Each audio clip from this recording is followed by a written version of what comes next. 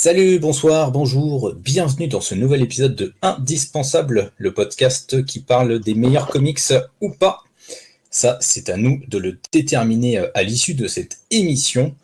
Alors, émission que l'on tourne juste avant les fêtes de Noël. Alors, on s'est dit, fête de Noël, on va parler de quelque chose qui est à propos, qui est dans l'air du temps, qui est un peu féerique, fabuleux, un peu conte. Donc, on s'est dit, on va choisir un comics qui tombe bien pour cette période de l'année. Et notre choix s'est porté sur le comics Fable. Et donc, comme je le disais, on s'est porté sur Fable, un comics édité chez Vertigo, le label, la branche indépendante de DC Comics, qui n'existe malheureusement plus maintenant. À mes côtés ce soir, j'ai deux invités, deux membres de la team Review, qui sont aussi des invités réguliers du podcast. Vous avez peut-être reconnu sa magnifique voix de bûcheron, sortie tout droit du froid canadien. C'est ce bon vieux Prime Sinister. Et oui, nourri à la clope et whisky. Salut à tous, j'espère que vous allez bien et puis on vous souhaite de bonnes fêtes. Bah oui, souhaitons à nos auditeurs, à nos auditrices de bonnes fêtes. Bonnes fêtes de fin d'année, même si je pense qu'elles seront passées quand cet épisode sortira. Mais on espère que vous avez passé de bonnes fêtes. Et de l'autre côté du micro, j'ai la caution Belgique, la première caution Belgique du collectif, puisque MC Twips s'est rajouté désormais dans le collectif, mais il était le premier, il était le number one, c'est Spicy Cactus. Bonjour à tous, content d'être là. Content de t'accueillir, c'est ta première fois dans Indispensable. Ne t'inquiète pas, ça va bien se passer. Ce sera toujours moins hardcore que quand tu fais le top des comics avec ce bon vieux Prime. M'en parlez pas. On est assez d'accord quand même, j'ai l'impression. Ah, mais c'est que désaccord. Oh, mais c'est que Prime, c'est un violent, c'est pour ça que je dis ça. Bon. Hein, d'ailleurs, ça revient quand le top? Je dois finir le montage d'un épisode très très problématique avec un gros décalage de pistes, mais ça arrive en début d'année là. Ça arrive en début d'année. Le truc, il y a un an pour sortir un épisode. J'adore cette saison du top des comics. Il y a eu le confinement entre-temps, il y a eu des petits trucs, on va dire. C'est 2020, année maudite. Exactement, pour tout. Bon, et bien écoutez messieurs, donc ce soir, comme je le disais, on se retrouve pour parler de Fable, donc un comics édité chez Vertigo. C'est Prime qui va nous faire le résumé tout d'abord du comics. Alors, mon cher Prime, de quoi donc est-ce que ça parle, Fable? Alors Fable, ça parle des personnages de contes traditionnels et des légendes qui ont dû fuir leur monde suite à l'invasion de leur royaume par un très très puissant ennemi appelé l'adversaire. Grâce à la magie, ils ont réussi à trouver refuge chez nous, dans notre monde réel, contemporain. Ils vivent dans un quartier de New York, eux seuls ont accès, et ils possèdent même leur propre système politique. Ils sont dirigés par le roi Cole, et celui-ci est secondé par Blanche-Neige. Ils vivent tous en harmonie. Les méchants fables des histoires ont été amnistiés suite à leur exode dans notre monde. Et c'est ainsi que Bigby, que l'on connaît en France sous le nom du grand méchant loup, responsable de la sécurité des fables, doit mener l'enquête sur la disparition très inquiétante de Rose Rouge, la sœur de Blanche-Neige. Donc ça, c'est le premier tome, mais globalement, le premier arc de la série va s'articuler autour de cet adversaire qui a conquis le royaume des fables, et les fables vont essayer de s'en défaire. Voilà. C'est ça, oui, je pense que ça suffit largement. Tu fais bien de dire qu'en effet, l'intrigue du premier tome n'est pas vraiment représentative de ce que va être la série. Un petit défaut du tome, on en reparlera. Ouais, tout à fait. Ouais. Donc, Fable, c'est avant tout l'œuvre d'un seul scénariste, du nom de Bing Willingham, scénariste américain. Alors, il est principalement connu pour avoir écrit Fable, qui a pris quasiment 13 ans de sa vie, mais il a également écrit quelques numéros de la Justice Society, de Robin, et il a également écrit la mini Day of Vengeance, qui est liée à Infinite Crisis. Pour la partie graphique, il y a eu également énormément d'artistes qui se sont déroulés sur la série, mais néanmoins, il y a un nom beaucoup plus important que les autres, c'est celui de Mark Buckingham, qui lui aussi est principalement connu pour avoir fait Fable, mais également pour avoir fait plusieurs collaborations avec Neil Gaiman, notamment sur Miracle Man, ainsi que le spin-off de Sandman dédié à la mort. Voilà, donc ça c'est pour vraiment les deux grands noms de la série, mais dans les faits, il y a eu beaucoup d'artistes qui se sont qui ont passé sur la série, notamment pour des petits arcs ou des petites histoires, mais toujours un seul scénariste. Ouais, c'est ça, il y a Mark Buckingham qui sera tout en scénariste sur certains numéros à la fin. Et dans le spin-off aussi, qu'on ne parlera pas ici, mais il a écrit également les spin-offs. Ouais, c'est ça, il a écrit. Il y a Matthew Sturges aussi qui a participé à certains numéros de Fable et du coup au spin-off aussi, je crois. Donc voilà, mais oui, tu fais bien de le préciser, en effet, c'est Mark Buckingham qu'on retiendra comme le dessinateur de Fable, c'est lui qui a mis son empreinte sur la série au niveau graphique. C'est vrai que par contre, il y a beaucoup de dessinateurs invités, notamment le premier arc qui n'est pas du tout dessiné par Mark Buckingham, c'est quelqu'un d'autre, je me souviens plus, c'est Lan Medina, je crois. Lan Medina, exactement, ouais. Ouais, c'est ça. Qui a un style graphique qui est très adapté au récit, je trouve, mais on pourra en reparler plus tard, quand on abordera la partie dessin, dans la partie spoiler.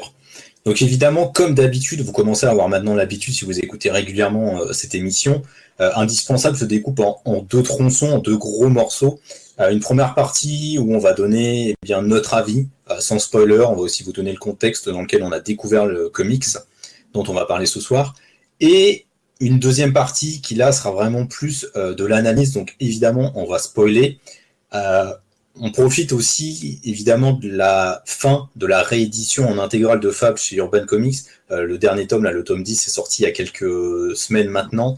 Donc on se dit qu'un certain nombre de personnes ont pu lire après les fêtes justement la fin de la série et vont peut-être du coup pouvoir écouter cet épisode tranquillement. Donc on va d'abord donner notre avis sans spoiler. Je vais peut-être laisser du coup Prime si tu veux commencer à nous donner ton avis puis le contexte dans lequel tu as découvert la série. Je l'ai lu il n'y a pas très longtemps, j'ai fini de le lire cette année et je l'avais commencé il y a peut-être 3 ans. Quand je me suis remis à lire des comics, je cherchais des conseils sur les titres indépendants parce que c'est ce que je préfère, vous commencez à me connaître. Et Fable, c'était un nom qui revenait assez souvent. Je vais pas vous mentir, j'avais fait mon rapia, je les avais achetés d'occasion. Une première fois, j'avais acheté les 3 premiers tomes pour une bouchée de pain. Donc, c'était la première édition d'Urban. Non, la deuxième édition d'Urban, celle avec les 24 tomes.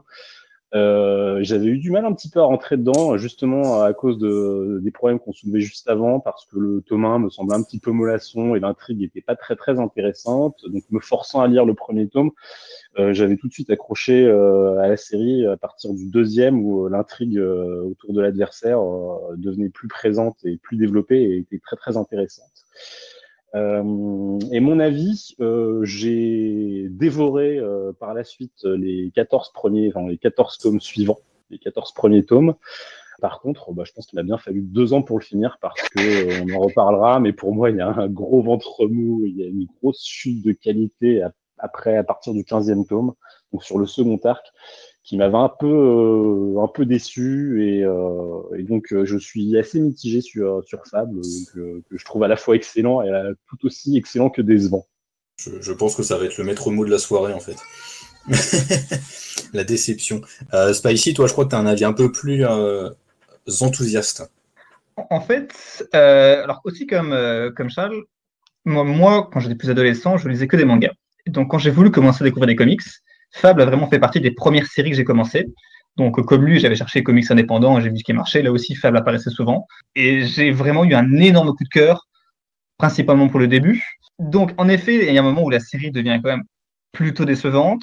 Faut bien le reconnaître, on en reparlera un peu plus loin, mais il y a vraiment un moment où on se dit ça marche plus aussi bien. Néanmoins, vu que je suis quelqu'un qui adore relire des choses qu'il a aimées, je suis beaucoup plus. Il y a des choses que j'aime bien qui se passent après au final. Donc, il y a des choses que j'aime moins. Mais en effet, la série connaît une certaine baisse de qualité à un certain moment. Donc, plus tard. Néanmoins, c'est vraiment une série qui est extrêmement chère à mon cœur. Donc, j'ai peu de Madeleine de Proust. Mais là, vraiment, Fable, ça en fait vraiment partie. Et c'est vraiment un truc que j'ai lu plein de fois. Et des fois, je reprends juste un petit tome au hasard que j'aime bien et je le relis. Et c'est toujours un plaisir, quoi. Ah oui, d'accord, quand même. Et toi, Simon ? C'est un peu la fusion entre vous deux, je pense. Je vais être la caution, avis très mesuré ce soir. Parce que, alors, pour expliquer un peu le contexte de découverte, c'est une série qui, moi, m'a jamais forcément intéressé, mais parce que les contes, c'est pas un truc qui me parle plus que ça. C'est pas quelque chose que je lisais quand j'étais petit. Ça a jamais été un univers qui m'a forcément beaucoup parlé. Typiquement, les dessins animés Disney qui m'ennuient le plus, ce sont ceux qui sont tirés de l'univers des contes. Rassurez-vous, je me soigne, ça va un peu mieux maintenant. Mais j'ai surtout une petite amie en fait qui adore, elle, pour le coup, les contes. L'univers des contes, c'est quelque chose dans lequel elle baigne depuis qu'elle est petite, et pas seulement pour les dessins animés Disney, mais les classiques aussi, c'est-à-dire les contes des frères Grimm, les contes de Perrault, tous ces contes-là, les Mille et une nuits. C'est vraiment des univers qu'elle aime énormément. Et donc, la série l'intéressait aussi beaucoup, et elle a commencé à l'acheter assez tardivement, mais ce qui fait que du coup, on a une collection qui est un vrai chantier pas possible, avec des tomes de l'édition en tome unique de Fab par Urban, et des tomes quand ils ont repris la suite de Panini. Enfin, c'est un gruyère de collection. Oui, quelle horreur, oui, mais on a fait comme on a pu.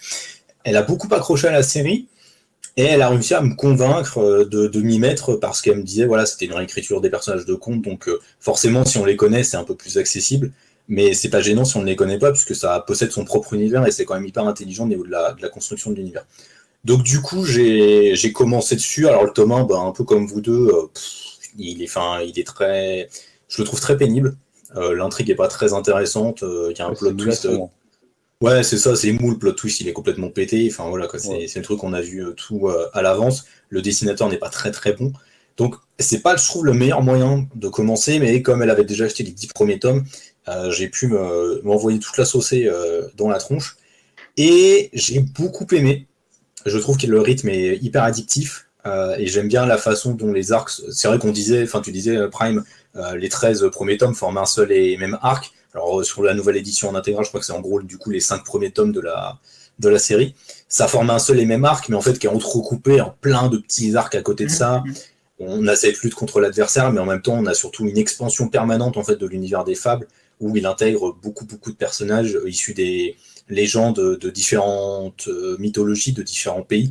Ça en fait quelque chose de très intéressant pour moi, Fable.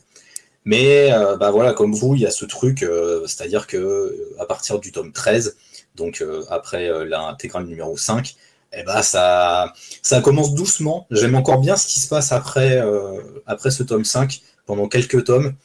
Mais en fait, je trouve qu'on commence à voir toutes les problématiques narratives de la série, qui sont notamment incarnées pour moi par un personnage, mais on en reparlera dans la partie spoil. On se demande. Voilà.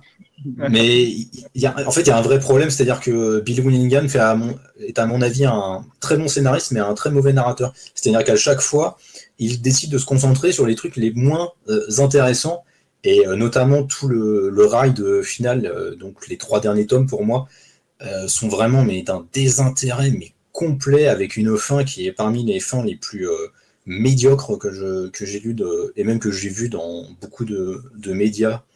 C'est vraiment une fin qui me déçoit énormément, parce qu'elle est anticlimatique au possible, donc c'est vraiment le genre de truc qui me saoule.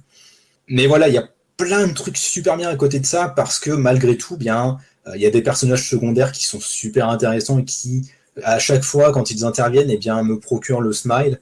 Voilà, je pense à des personnages comme le singe volant, dont j'ai oublié le nom, mais il y a plein de... il y a Gobmouche, il y a plein de personnages comme ça qui, dès qu'ils apparaissent, ils arrivent à me donner le sourire, et j'ai pas un mauvais en fait souvenir de Fable, mais c'est clairement pour moi une série que je trouve décevante, et donc c'est ça que je retiens en fait principalement. Bon, après, pour revenir sur Bill Willingham, alors le côté anticlimatique, il y a d'autres choses aussi. Il y a son côté très pro-israélien qui peut être un petit peu dérangeant, et j'irais même sur la piste féministe. Je trouve que ces personnages féminins, ils sont pas terribles quand même, hein.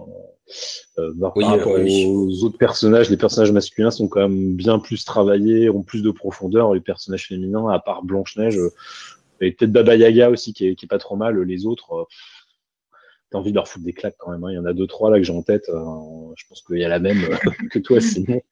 Il y en a 2, je trouve qu'elles sont ratées, quoi.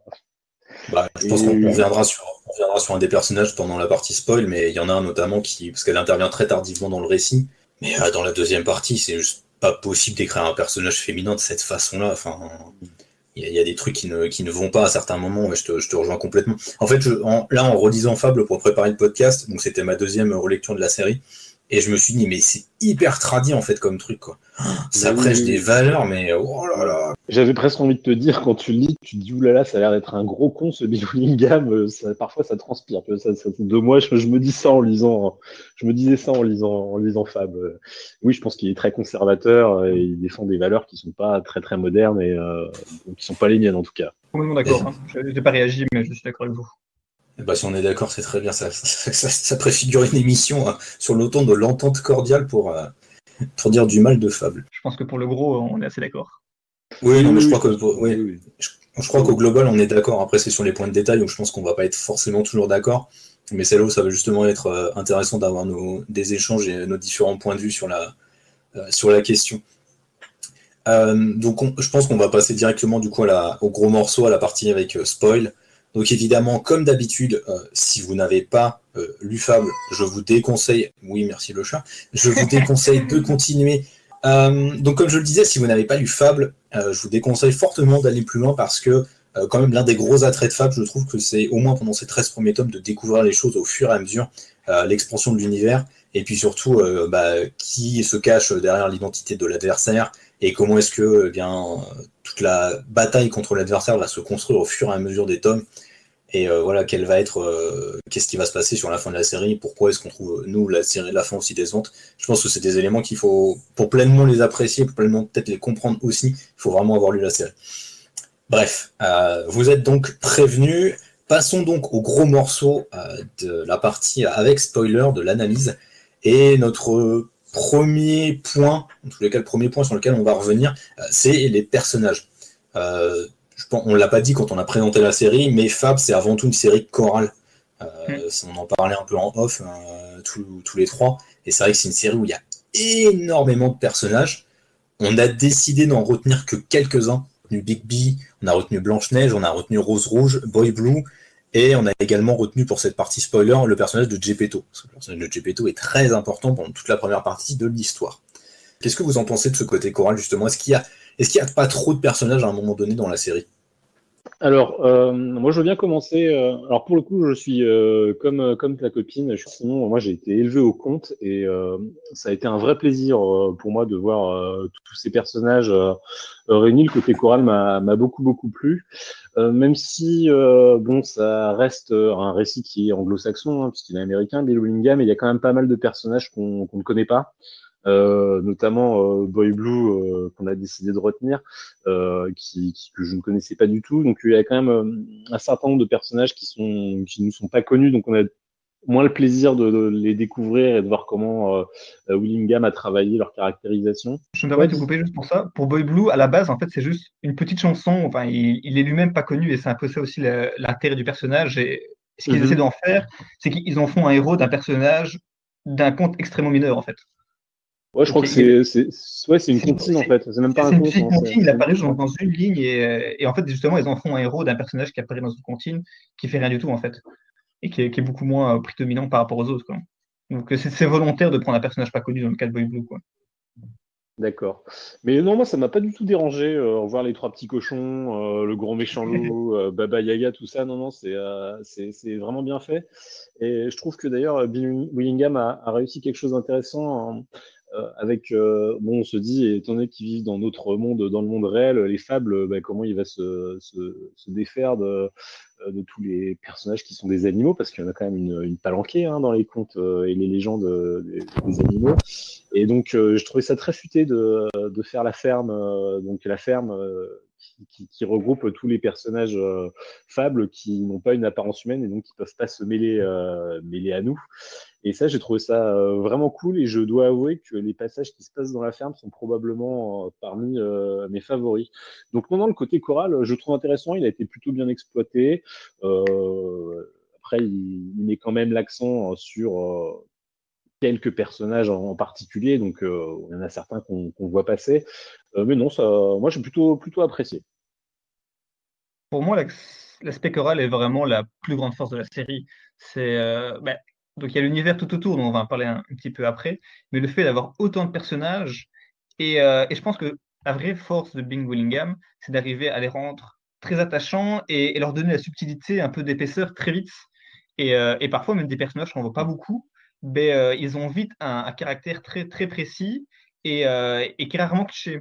Donc, par exemple, moi, je pense à l'exemple du prince charmant, dont on va pas parler après, qui est présenté au début comme une sorte de mec un peu macho, un peu très, très cliché, et au final, il gagne très vite en épaisseur, et on se rend compte qu'au final, c'est pas juste le bélo un peu macho, il y a vraiment des choses derrière, même s'il l'est aussi. Et après, ce que tu disais également, dans le côté, des fois, il y a un peu trop de personnages, bah, c'est sûr qu'il y a certains personnages parfois qui disparaissent, et je pense qu'il y a un mauvais dosage, parce qu'il y a quand même un couple de personnages principaux qui, des fois, disparaissent trop, selon moi, et qui devraient parfois réapparaître un peu plus. Et à la toute fin, bah, surtout avec les personnages des Louveteaux, où on te les vend comme des personnages ultra importants, puis finalement, il n'y a pas la place pour les développer. Et pour moi, c'est vraiment à la fin que les personnages se cassent un peu la gueule, parce que pour 80% de la série, je trouve que c'est la force de Fab, c'est vraiment ces personnages, quoi. Ouais, je suis assez d'accord aussi. Je trouve que c'est intéressant. En fait, j'aime beaucoup pendant de nombreux tomes en fait comment est-ce que Billy Willingham, pardon, arrive à vraiment densifier son univers en intégrant, et je trouve de manière très harmonieuse, plusieurs personnages qui viennent, comme je le disais, de plusieurs mythologies, de plusieurs contes, de différents pays. Enfin, il y a le personnage de Simbad, par exemple, qui Ouais, je intervient à un pense à moment lui donné. aussi. Ouais. Voilà, enfin, c'est un personnage que j'aime beaucoup. C'est dommage qu'il disparaisse aussi rapidement, passé la première partie. Je trouve ça vraiment très décevant là-dessus. Mais il y a vraiment un truc cool, et puis c'est vrai qu'il arrive à leur donner de l'épaisseur très rapidement. C'est clair que oui, sur la fin, ça se casse complètement la figure, et parce que voilà, il y a plein en fait de points, euh, de pistes narratives qui sont comme ça un peu glissées par-ci par-là, mais qui seront en fait jamais développées trop par Bill Willingham, et ça c'est dommage, mais je pense qu'il a été beaucoup trop ambitieux pour pour ce qu'il pouvait faire en fait, et je pense que c'est un des soucis de la série. Je pense que c'est de là que vient le souci principal en fait de la série. Il y a trop d'ambition pour son propre bien, et je pense que parfois il aurait dû un peu resserrer le scope. Ça aurait été un peu plus profitable en fait pour la série, pour suivre en tant que lecteur. Mais sinon, c'est vrai que c'est pas gênant. La plupart du temps, ça se suit vraiment très très bien. Puis le casting des personnages est quand même chouette. Enfin, tu le disais, Prime, revoir les trois petits cochons. Moi, je sais que j'ai grandi avec des dessins animés Tex Avery. Et dans les dessins animés Tex Avery, il y en avait un avec les trois petits cochons justement que j'adorais. Et enfin, c'est toujours des personnages qui me font beaucoup rire. Il y a plein de trucs comme ça. Enfin, le grand méchant loup. Enfin, c'est un personnage un peu à la Wolverine. Donc forcément, comme j'adore Wolverine chez Marvel déjà, c'est le genre de personnage qui ne peut que me plaire en termes de caractère. Mais il y a toujours des personnages très différents, leurs interactions sont assez réussies. À chaque fois, les dialogues sont quand même bons. Donc il y a C'est très vraiment bien des écrit. trucs. Ouais, c'est ça, c'est très bien écrit. Puis c'est toujours rythmé en plus. Je trouve qu'il y a vraiment un bon découpage C'est à vrai. chaque fois assez astucieux pour glisser d'un personnage à l'autre. C'est souvent très malin comment c'est fait. Donc là-dessus, c'est vrai que j'aime bien ce côté-là. Mais c'est vrai que du coup, on a choisi un peu de se concentrer. Alors je pense qu'on pourrait parler de Bigby et Blanche-Neige dans un premier temps, parce que c'est peut-être un peu le couple emblématique de la série, en quelque part. Oui, moi je pense qu'on peut Euh, dire que c'est les héros c'est un peu les Oui, héros, quoi. clairement. Ouais. Ouais. Ah ouais, c'est les héros, ça par où que ça commence, c'est par où que ça se termine. Donc Oui. voilà, à partir de ce moment-là, c'est clair et net que oui, c'est eux les héros. Bon alors moi, comme je suis un peu fleur bleue romantique, tout ça c'est forcément, ils m'ont touché avec leur histoire d'amour, hein. Même si Bigby est un gros con et que Blanche-Neige est souvent une grosse conne. Voilà, c'est quand même des personnages qui parviennent à être attachants, et on a envie de les voir finalement finir ensemble, parce que ils fonctionnent très très bien en fait ensemble. C'est un couple assez solide, et puis bah voilà, ils vont évoluer tout au long de la série. Tu l'as dit, Spicy avec les louveteaux qui vont prendre de l'importance, même si à la fin ce sera plus aussi marquant que ça aurait pu l'être. Mais ouais, je les trouve assez attachants. J'aime beaucoup tout ce qui leur arrive. Le seul gros problème, en fait, c'est qu'ils disparaissent trop longtemps. Ils sont pendant trop longtemps relégués au second plan. Je pense que c'est d'eux que tu voulais parler tout à l'heure, Ouais, Spicy. mais c'est ça en fait. Il y a vraiment tout un moment où on les voit plus, alors qu'il faudrait les voir un peu quand même. Mais il y a vraiment le dosage que je trouve assez moyen. Et puis ils réapparaissent trop à la fin et c'est mal fait. Et c'est ça qui me dérangeait vraiment, quoi. Je trouve que la série est vraiment forte quand elle fait une pause pour se concentrer sur un personnage. Mais il faut quand même revenir sur le couple de base en fait. Et c'est un truc que la série ne fait plus à partir d'un moment, quoi. Ouais, c'est un truc qu'il a du mal à faire, Bill Willingham, de revenir sur les personnages. C'est le gros problème qu'il a. J'ai l'impression qu'il se dit qu'il les a peut-être trop surexposés à un moment donné. Du coup, il va les laisser. Surtout, c'est vrai qu'on les laisse à un moment où justement, Blanche-Neige vient de donner naissance au louveteau. Ça a été un passage un peu difficile aussi pour elle. Malgré tout, il y a eu la guerre. Il y a beaucoup d'événements durs qui se sont enchaînés quand même. Donc c'est vrai que j'ai un peu l'impression qu'ils veulent leur foutre la paix parce qu'ils ont le droit de se reposer à ce moment-là. Mais du coup, c'est vrai qu'il y a un mauvais dosage parce qu'ils reviennent trop fortement en fait à la fin.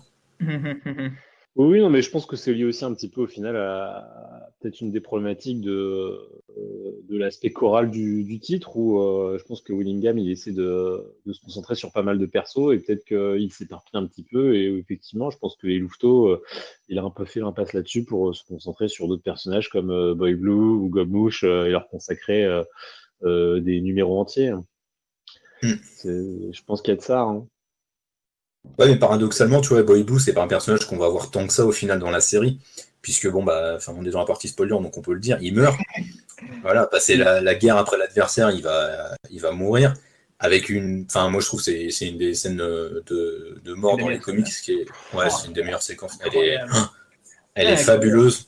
Elle est vraiment fabuleuse, ouais, c'est clair. Du coup, ce que j'allais dire, c'est qu'en plus, il meurt vraiment dans des circonstances qui sont un peu atroces, quoi. Enfin, c'est avec juste une pauvre écharde magique à la con. Et il meurt en plus un peu tout seul parce que lui, il est amoureux de Rose Rouge depuis très longtemps. Il lui a déclaré ses sentiments, elle l'a envoyé complètement balader. Et il meurt un peu, il est complètement affaibli, amaigri. Je trouve que Mark Buckingham est très fort à ce moment-là dans ses dessins. Et c'est une mort qui est vraiment très triste, très touchante. D'autant plus que dans l'univers des fables, on nous explique que normalement, si un personnage meurt, il peut quand même rester en vie parce que il reste dans le souvenir collectif des gens qui ont lu les contes et qui le connaissent. Là, comme on l'a dit, c'est le personnage issu d'une comptine que quasiment personne ne connaît en fait. Et c'est là où l'utilisation que en fait Billy Willingham est très maligne, je trouve. Comme c'est un personnage dont on sait qu'il est peu connu, voire pas connu du tout, sa mort sera fatale en fait, et personne ne se souviendra de lui, à part les fables qui l'ont côtoyé, qui l'ont aimé. Et ça rend la fin d'autant plus dure et brutale pour lui. Et ce que j'aime aussi avec le personnage de Boy Blue, c'est qu'il y a toujours son esprit qui plane sur la série même après sa mort. Parce qu'il meurt assez tôt au final, il meurt vraiment la moitié. Et c'est vraiment un personnage qui reste dans les mémoires. Et je pense que c'est là qu'on voit vraiment le talent de Billy Willingham pour vraiment marquer avec ses personnages. D'avoir un personnage qui, au final, n'apparaît même pas beaucoup, parce que c'est à partir, bon, je parlais dans cette édition, mais à partir du tome 7, où on découvre son passé de guerrier. Donc au final, il est prédominant assez tardivement, il meurt tôt, et pourtant, on en parlait ce matin, ça montre bien à quel point il marque les esprits, quoi. Ouais, c'est aussi parce que il y a des personnages. Alors, c'est aussi une des forces de Willingham. Il arrive à faire des personnages qui sont un petit peu complexes et qui sont pas trop manichéens. Alors, notamment Bigby, qui est totalement dans cette mouvance et qui est un des personnages les plus intéressants pour ça. Mais justement, tu as le penchant avec Boy Blue, qui est le bon gars, qui est toujours droit dans ses bottes, qui est fidèle à ses convictions, qui respire la lumière et le bien. Et ça tombe pas dans le cliché parce qu'il est entouré de ces autres personnages qui, eux, sont un petit peu plus en nuance de gris. Et il arrive très bien à exploiter ce côté très, très lumineux, loyal, bon de Boy Blue, et il lui offre une fin magnifique, quoi, avec son barreau d'honneur, sa mission de sauvetage. Non, il est très très bien écrit, Boy Blue, mais il est servi par les autres personnages et par le reste de l'histoire au final. Je pense qu'il est vraiment porté par le scénario à ce niveau-là. C'est que j'ai jamais pensé, mais c'est quasiment la seule figure un peu morale, avec peut-être les Louveteaux, mais la seule figure un peu morale des personnages, quoi. C'est vrai que j'ai jamais pensé à ça. C'est un bon ouais, c'est le seul personnage purement héroïque en fait dans toute l'histoire. Et c'est pour ça, tu vois, c'est bien, il y en a eu qu'un seul. Il y en a qu'un seul qui est comme ça, et c'est pour ça que on le retient et que il a autant d'importance dans la série malgré son manque de présence. Mais c'est parce que c'est le seul qui est comme ça. Et ça, je trouve ça intelligent de la part de Willingham de ne pas en avoir fait une palanquée, parce que tu te dis le prince charmant, etc. Tout cela, tu aurais pu les mettre et en faire la même chose. Et non, il en a choisi un qu'il a écrit comme ça, et résultat, tu vois, c'est celui qu'on retient, et je pense que si tu demandes aux gens, à mon avis, tout le monde l'a retenu aussi bien que nous trois. Donc non, c'est une vraie réussite, ce personnage. Oui, clairement, Boy Blue, c'est une des grosses réussites, une des grosses forces de la série. Puis, on disait, c'est vrai que le moment où il meurt, c'est un peu le moment où ça plonge vraiment en termes de qualité, où ça commence en tous les cas à décroître. Donc je pense que le lien est pas si innocent que ça. Je pense que Boy Blue portait aussi beaucoup la série sur ses épaules par sa présence, par sa stature surtout en fait. C'est vraiment très fort là-dessus. Et c'est vrai que j'aimais bien le duo qu'il formait notamment avec, le trio même qu'il formait avec Bigby et Blanche-Neige. Je trouve qu'ils étaient tous les trois très très forts, notamment au moment de la guerre. Je trouve qu'ils se complètent tous vraiment très bien. C'est vrai que tu revenais sur Bigby Prime, tu disais que c'était un de tes personnages préférés de la série. Moi, c'est un peu pareil, comme je le disais précédemment. On n'a pas mentionné le fait, donc Bigby, c'est le grand méchant loup, donc cette figure toujours très négative dans les contes. Mais là, dans l'univers des fables, il s'est racheté une conduite. Il est beaucoup plus ambigu, ambivalent moralement parlant. Mais il essaie d'être positif et de devenir une figure un peu héroïque. Je mets ça entre grosses guillemets, évidemment. Mais surtout, il y a une particularité chez Bigby, c'est qu'au-delà d'être le grand méchant loup, il est aussi le fils d'une des grandes divinités de l'univers des fables. Oui, c'est vrai. Et d'ailleurs, justement, le grand méchant loup, donc je parlais en disant que les métamorphes, enfin pardon, les fables qui n'avaient pas apparence humaine vivaient à la ferme. Et Bigby, on lui découvre tout un tas de pouvoirs. Alors notamment, effectivement, comme je disais, il est métamorphe, donc il a une apparence humaine. Et puis, bah, ça c'est un gros plot aussi dans l'histoire, c'est que tu découvres qu'il a quand même pas mal de pouvoirs et il est super puissant. Et ça, tu le découvres au fur et à mesure de la série. Il y a une montée en puissance, je trouve, du personnage qui est bien faite, où tu saisis plus son ambiguïté. Parce qu'au début, il a l'air assez simple. Tu te dis, ok, c'est bon, c'est le grand méchant loup, il est bourru, il a été amnistié, donc il essaie de rentrer dans le droit chemin. Et tu comprends que c'est un petit peu plus profond que ça. Et non, ça, encore une fois, ça met en évidence une des forces du titre, c'est que Willingham, il est plutôt bon sur la caractérisation de ces personnages, de ces personnages masculins à minima. Là, tu vois, on a déjà 2 exemples de personnages qui sont vraiment bien écrits, qui sont attachants et qui sont cohérents. Ouais, Spicy, t'as quelque chose à... Bigby, c'est un personnage que t'aimes bien aussi? Bien sûr. Pour le coup, ouais, c'est vraiment un des meilleurs personnages de la série, un des plus intéressants, clairement. Après, moi, je l'ai jamais vraiment vu comme une figure assez héroïque. Pour moi, je l'ai plus vu comme un personnage qui faisait avant tout pour Blanche-Neige, au final. Il y a un moment, il quitte son rôle de shérif parce qu'il considère qu'il a plus sa place dans la ville. Donc, pour moi, c'est pas du tout un personnage qui cherche à avoir un rôle de héros. Pour moi, il fait juste ça pour Blanche-Neige avant tout, et après pour ses enfants, quoi. Oui, je disais plus héroïque dans le sens où il va quand même se battre pour la communauté et puis pour des valeurs qui sont souvent représentées de manière positive dans les comics, hein, la famille, tu vois. Oui, c'est ça. Okay. Non, ça va. Il porte un peu la guerre à lui tout seul quand même. Clairement, ouais. Hein. Quand il arrive chez Gepetto et qu'il fait tout exploser, voilà quoi, c'était quand même pas mal. Ouais, ça pète quand même bien la classe. Hein. C'était quand même pas mal. Moi, je me souviens quand j'ai lu justement cet arc-là où ils décident de faire leur technique de guérilla et d'aller détruire le bois sacré, où je fais ça c'est fort. Hein. Et je trouve qu'on y reviendra, mais ça c'est une partie, je pense, enfin pour moi, c'est ma partie préférée de Fable. Toute leur technique de guerre pour aller reconquérir le royaume et buter Gepetto, qui est donc l'adversaire, hein, parce qu'on est en full spoil. Ça, c'était vraiment très très très très fort. Hein. Tu savais pas que l'adversaire c'était Gepetto? Tu l'as dans le cul, on t'avait prévenu. On avait dit, fallait pas écouter. On va pouvoir basculer sur Gepetto, mais pour le coup, moi je me souviens en le lisant que je sais plus comment j'en étais arrivé là, mais je l'avais deviné depuis un moment. Mais en fait, ils le sous-entendent lors de la guerre avec tous les Pinocchio qui attaquent Fableville. Ils sous-entendent un truc, ils disent c'est le premier fils de notre père, un truc comme ça, donc ils le sous-entendent assez fort quand même. Mais je crois que mais c'est pas à la fin de cet arc justement qu'on apprend que c'est lui l'adversaire. Alors de mémoire, c'est quand c'est Boy Blue, donc c'est quelques tomes après, il va dans les royaumes et qu'il essaie de tuer le faux empereur en fait, enfin le faux adversaire. Oui. Il coupe la tête. Il se rend compte que c'est un mannequin. C'est ça, c'est un Pinocchio quoi. Et qu'en fait c'était Gepetto dans sa petite cabane depuis le début quoi. Bah alors, il faut savoir aussi que l'identité de l'adversaire a changé quand même. SN Parod, éminent vidéaste de notre collectif lescomics.fr, a fait une vidéo sur sa chaîne justement là-dessus, expliquant que pour des questions de droit, l'identité de l'adversaire a changé. On vous dira pas qui était à la base prévu pour être l'adversaire, on vous renverra vers sa vidéo. Je mettrai un lien dans la description du podcast et dans la description de la vidéo sur YouTube. Très très bonne vidéo. Mais voilà, ouais, très bonne vidéo et c'est très intéressant d'avoir cet éclairage-là, ça explique certaines choses sur le. Et ouais, bah du coup, Gepetto, c'est vrai qu'on peut s'arrêter un peu sur lui. C'est un personnage que pendant longtemps, sur lequel pendant longtemps on a la figure très classique notamment du Disney, je trouve. C'est ce père aimant, très protecteur, surprotecteur même carrément avec Pinocchio. qui est quand même un peu louche. Moi, il m'a toujours paru un peu, il m'a toujours paru un peu cringe comme mec. Et même dans le design, parce que je Ouais. trouve que Fable s'éloigne assez souvent de Disney, mis à part pour les génies qui sont bleus. Mais Gepetto, c'est vraiment le design le plus proche de Disney. Donc ça rajoute aussi le côté un peu gentil de son apparence, alors qu'en fait pas du tout, alors que c'est un enfoiré. Mais vraiment, le design participe beaucoup à cette image du personnage.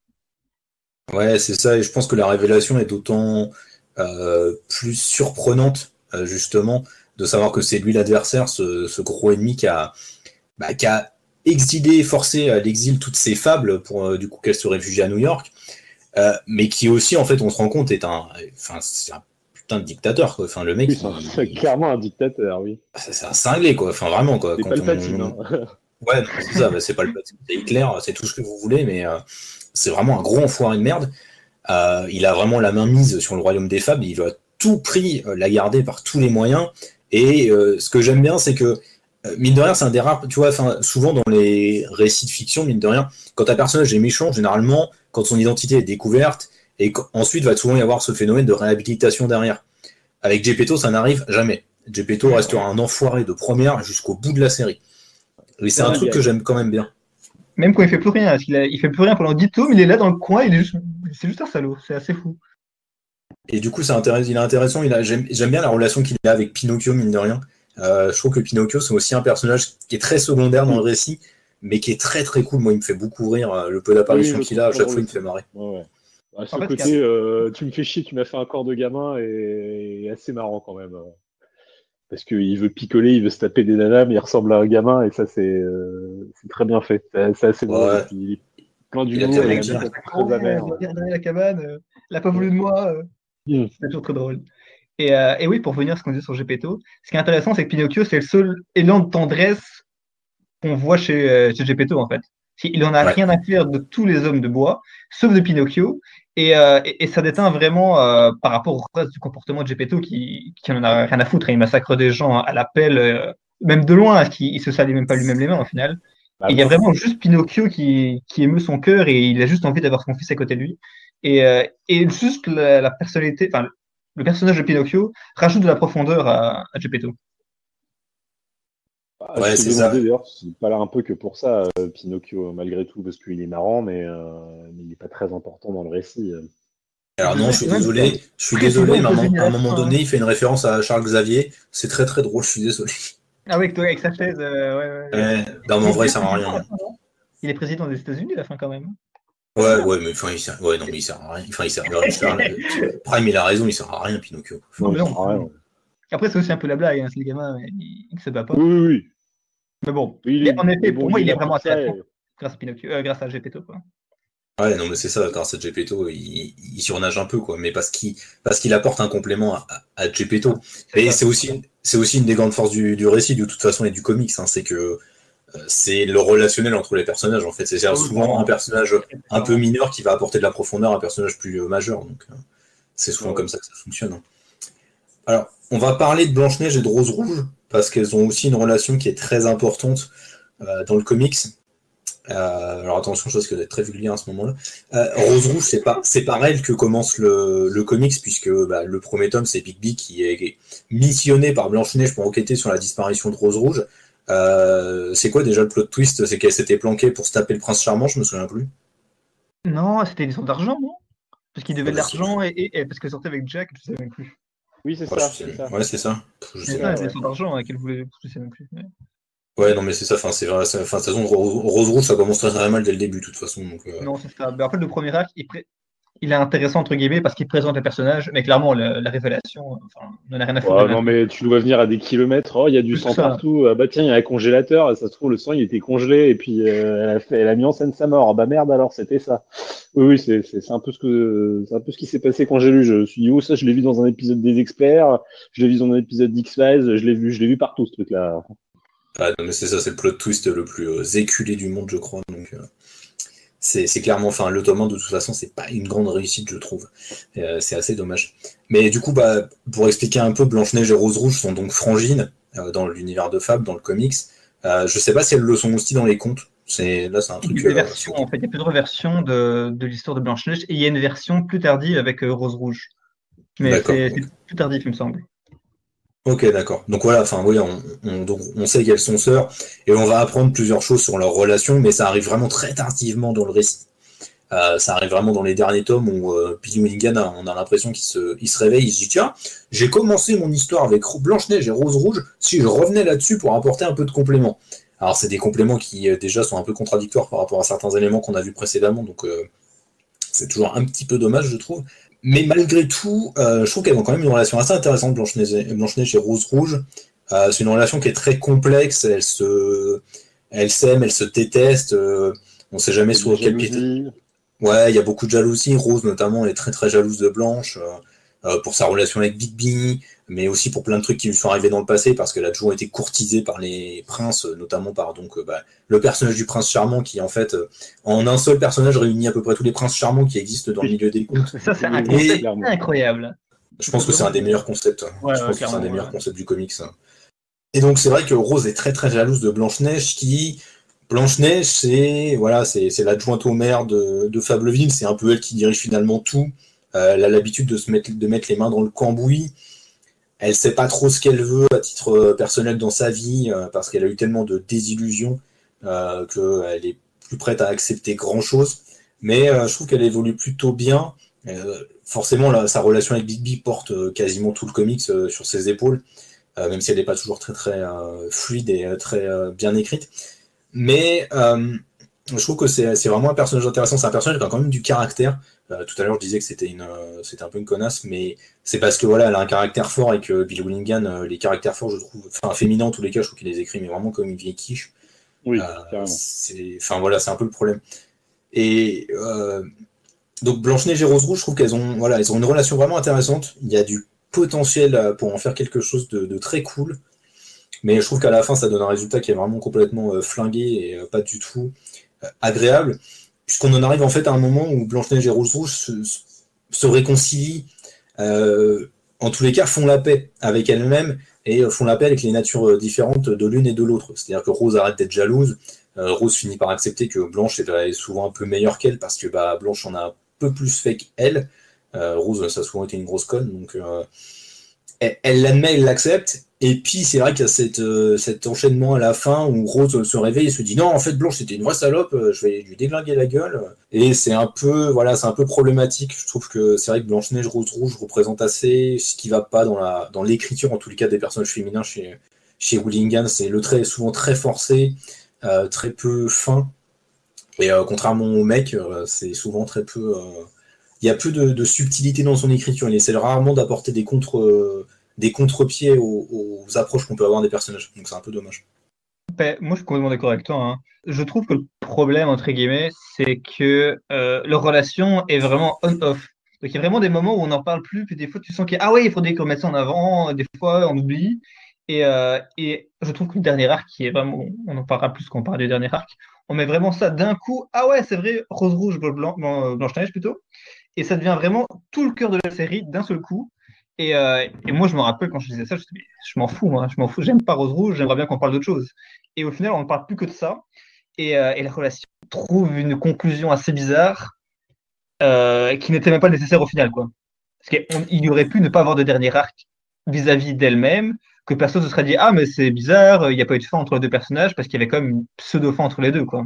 C'est juste que l'auteur a décidé de relancer leur relation, et c'était une mauvaise idée selon moi. Ouais, non, mais clairement, oui. Oui, clairement, je pense qu'on pouvait passer à autre chose. Hein. On pouvait passer mais clairement, ça ne servait à rien, quoi.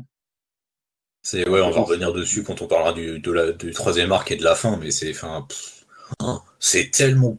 Enfin, en fait, il y avait tellement d'autres trucs intéressants à développer, t'as envie de lui dire, mais mec, pourquoi. Enfin, c'est que ça, quand je dis que c'est un piètre narrateur, t'as envie de lui dire, mais mec, pourquoi t'as fait ce choix de merde, quoi? Ça intéresse personne. Je suis désolé, mais Rose Rouge, mais on s'en bat les couilles de ce qu'elle pense, putain. Kaamelott, c'était tellement intéressant. Enfin, moi, je suis un gros fan des légendes arthuriennes, donc forcément, tu me mets Kaamelott, je suis en train de bander. Mais putain, Kaamelott avec Rose Rouge, mais c'est de la merde. Ça me dérangeait pas tant que ça, mis à part le fait que ça m'aurait satisfait si on s'était gardé comme ça Rose Rouge à son truc, en fait. Sauf qu'évidemment, il a fallu après faire toute la guerre entre elle et sa sœur, et c'est là vraiment que ça part vraiment en steak, quoi. Mais c'est juste, voilà, je trouve que Rose Rouge, elle représente en fait pour moi ce qui va pas trop narrativement dans Fable. C'est-à-dire qu'il y a souvent des concepts intéressants, et notamment typiquement quand Rose Rouge fait le deuil de Boy Blue, Enfin voilà, la meuf, elle a envoyé chier Boy Blue quand il lui a révélé ses sentiments. Elle l'envoie péter alors que, enfin putain, il se tourne autour depuis 5 tomes. Donc. Et c'est juste que Boy Blue est en train de crever, le mec il fait 30 kilos tout mouillé, elle va le voir, en fait je suis peut-être un peu amoureuse de toi. Et putain, le mec il est en train de clamser, meuf, enfin qu'est-ce que tu fais. Et je trouve que par contre que la réaction de Boy Blue à ce moment-là est super intéressante parce que c'est en mode, ferme ta gueule quoi, putain je suis en train de crever, enfin. Ah non mais il est nul ce personnage. Ah mais non mais bien sûr. Non mais il est nul à chier quoi. Dès le premier tome, on voit que c'est un personnage nul à chier quoi. Son premier arc il est pourri. Et après, tout le long de la série, elle va nous faire chier, quoi. Et son deuil, mais c'est une catastrophe. Enfin, vraiment, quoi. Le personnage pour moi, le personnage ne va jamais, en fait. C'est-à-dire qu'elle a jamais les bonnes réactions au bon moment, au beau tempo. Et puis surtout, Bill Willingham n'a pas le curseur suffisamment flex pour rendre ses réactions crédibles et cohérentes, en fait. C'est-à-dire qu'elle part vraiment toujours d'un extrême à l'autre, quoi. Et c'est un personnage très extrême, mais ça en fait du coup un personnage complètement insupportable à suivre. Quoi. Je t'en viens à te demander si au final, Bill Willingham, il règle pas un peu des comptes, justement, c'est le cas de le dire, avec des histoires qu'il a vécues à titre personnel, quoi. Parce que tu sens qu'il y a pas beaucoup de ressentiment vis-à-vis des femmes à ce niveau-là. Je pense que Rose Rouge, elle incarne pas mal de choses très négatifs et très clichés chez les femmes, comme on le voit dans les récits très classiques, très traditionnels, et ça c'est dommage parce que ça colle pas à la modernité du titre et à la réinterprétation du personnage qu'il fait, où justement il arrive à éviter les clichés et à travailler en profondeur les persos, et celui-ci il est clairement raté, quoi. C'est comme s'il avait fait le prince charmant, il en avait fait juste un bellâtre qui veut se taper toutes les meufs, avoir tout le pouvoir, être le centre de l'attention. Tu vois, non, il n'a pas fait ça, il a fait quelqu'un de plutôt intéressant, un brin manipulateur, beaucoup plus malin qu'il n'y paraît, qui joue de son physique. Et bah non, Rose Rouge, non, elle est juste naze. C'est juste une chose. Non mais c'est ça en plus, quoi. C'est raté, quoi. Elle est naze et on te la fout tout le temps à balle, quoi. Genre, putain, encore un personnage secondaire, tu te dis bon ça va, ça passe, mais là on te la fout tout le temps et à chaque fois elle revient. Ah bah oui. Je ne te veux pas. Tu la vois comme ça pendant 2 pages, tu la vois dans son putain de lit avec sa tête de cochon en train d'halluciner. T'as envie de dire, mais ferme ta gueule, sérieusement. Arrête avec ça, quoi. T'aurais pu te concentrer sur d'autres trucs plus intéressants, mon gars. Enfin, en fait, c'est ça le problème, en fait, c'est qu'elle est trop lancée à balle, quoi. On la voit, mais tout le temps, quoi. Et à un moment donné, t'as envie de dire, mais arrête. Ouais, je sais pas, il doit trop aimer les rousses, Bill Willingham. Je sais pas, il a un problème avec ça, quoi. Cette théorie. Cette théorie pétée, je sais. C'est la soirée des théories pétées, écoute.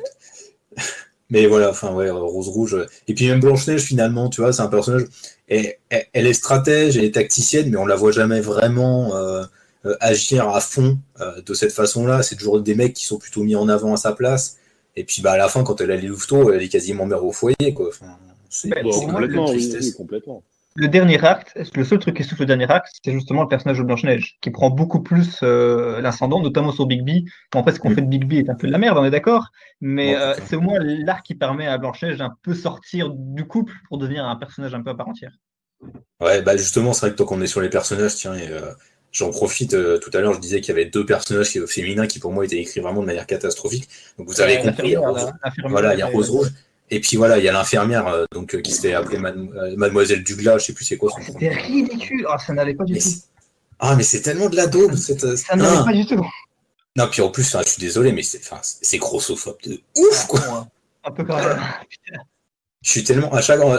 Déjà, la première fois que je l'ai lu, j'étais mal à l'aise. Là, en le relisant, je me suis dit, oh là là, mon gars, oh là là. Et je pareil, quoi, j'en discute avec ma copine et elle a le même avis que nous là-dessus, quoi. C'est hyper malsain. Enfin, je veux dire, le personnage qui est gros, qui est du coup. Ça aurait pu être hyper intéressant parce que c'est vrai que pour montrer, c'est le seul personnage gros dans ce monde idéal de fable, donc où toutes les filles sont filiformes, parfaites, et elle est la seule grosse, donc complètement imparfaite, et du coup, elle déteste tout le monde. C'est quelque chose qui aurait pu être super intéressant pour amener un contrepoids à l'univers parfait moralement et physiquement et psychologiquement des fables. Mais en fait, c'est complètement foiré, quoi. C'est vraiment raté. Ouais, clairement, chaque fois que j'arrive Fable, chaque fois ça me bloque. Je me dis, putain, mais tellement de mauvais goût d'un coup. Et c'est pareil aussi quand la qualité des sens, c'est tellement brutal d'un coup que ça t'explose aux yeux et ça va pas du tout, quoi. Mais ouais, c'est ça. Et puis, le personnage en plus sort de nulle part. Enfin, je veux dire, on la voit popper à ce moment-là, quoi. Ça, tu la vois un peu dans le fond une fois de temps en temps et c'est là d'un coup, c'est on va en faire un personnage principal. Ah bah tiens, elle était là, on l'a pas encore trop fait. C'est vrai, la grosse du con là, vas-y bien. C'est ridicule, quoi. y a un point du coup sur les personnages qu'on pourrait aborder. C'est vrai que tu parlais tout à l'heure, Prime, tu disais qu'on sentait que Bill Willingham était quelqu'un de très pro-israélien. Oui. Il a déclaré dans une interview que pour lui, Fable, c'était vraiment une métaphore justement du conflit israélo-palestinien.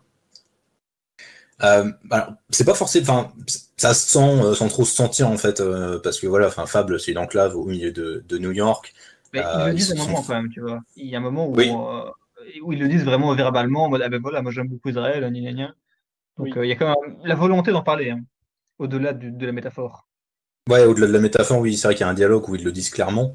Mais voilà, c'est vrai qu'il y a toute cette métaphore. Mais je trouve ça, en fait, ce dialogue, je le trouve un peu débile parce que Fable, ça fonctionne bien en tant que métaphore politique sur plein de peuples qui sont opprimés, en fait, et je vois pas trop le besoin de se concentrer sur Israël. Bah ouais, c'est clair. En fait, c'est le problème que j'ai avec ça. J'avais lu aussi cette interview et je me suis dit, mais ça marche pas là.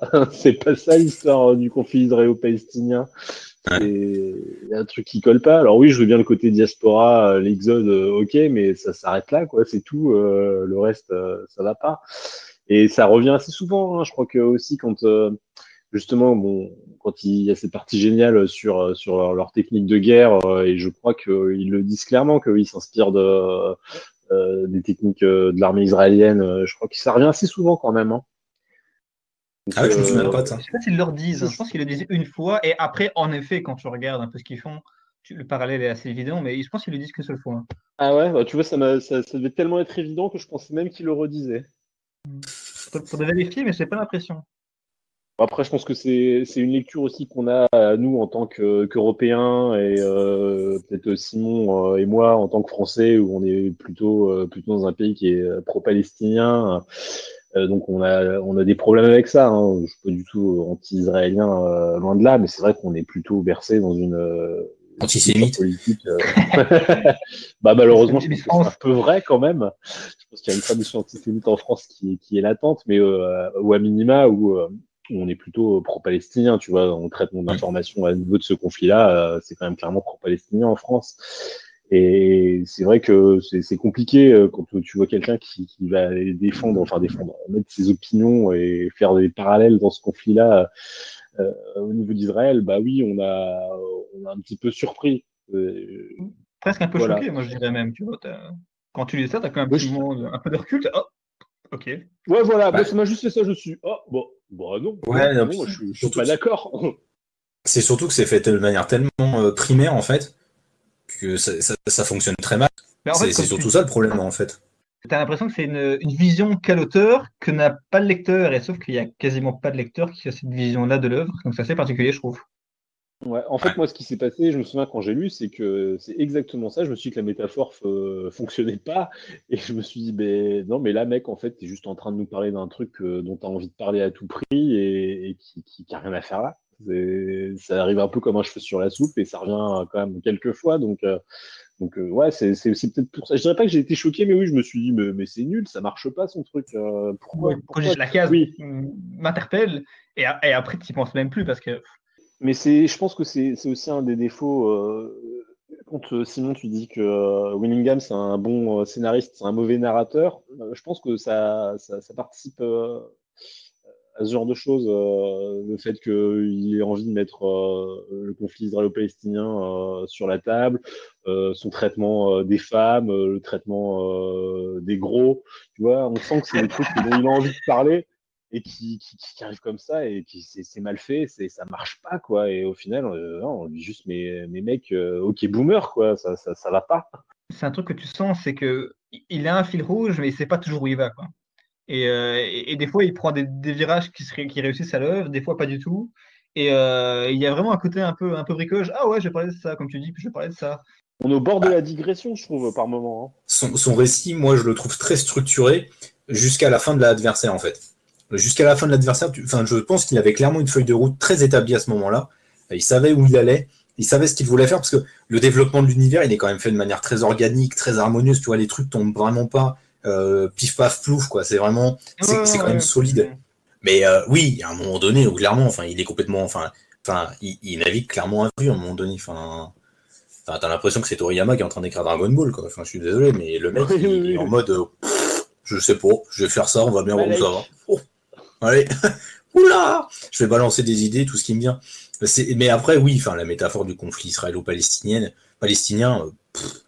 alors, en fait, je suis le premier à te dire que tout est politique et que ça me paraît toujours être important, je sais pas, mais c'est toujours intéressant quand un auteur quand un scénariste glisse ses idées politiques dans des récits. Mais il faut que ce soit bien fait, quoi. Là, c'est juste que, c'est fait avec le cul, quoi. Mec, faut que ce soit bien fait, faut que tu veuilles défendre quelque chose, faut que tu amènes une piste de réflexion, et c'est tout ce que Willingham fait pas là, quoi.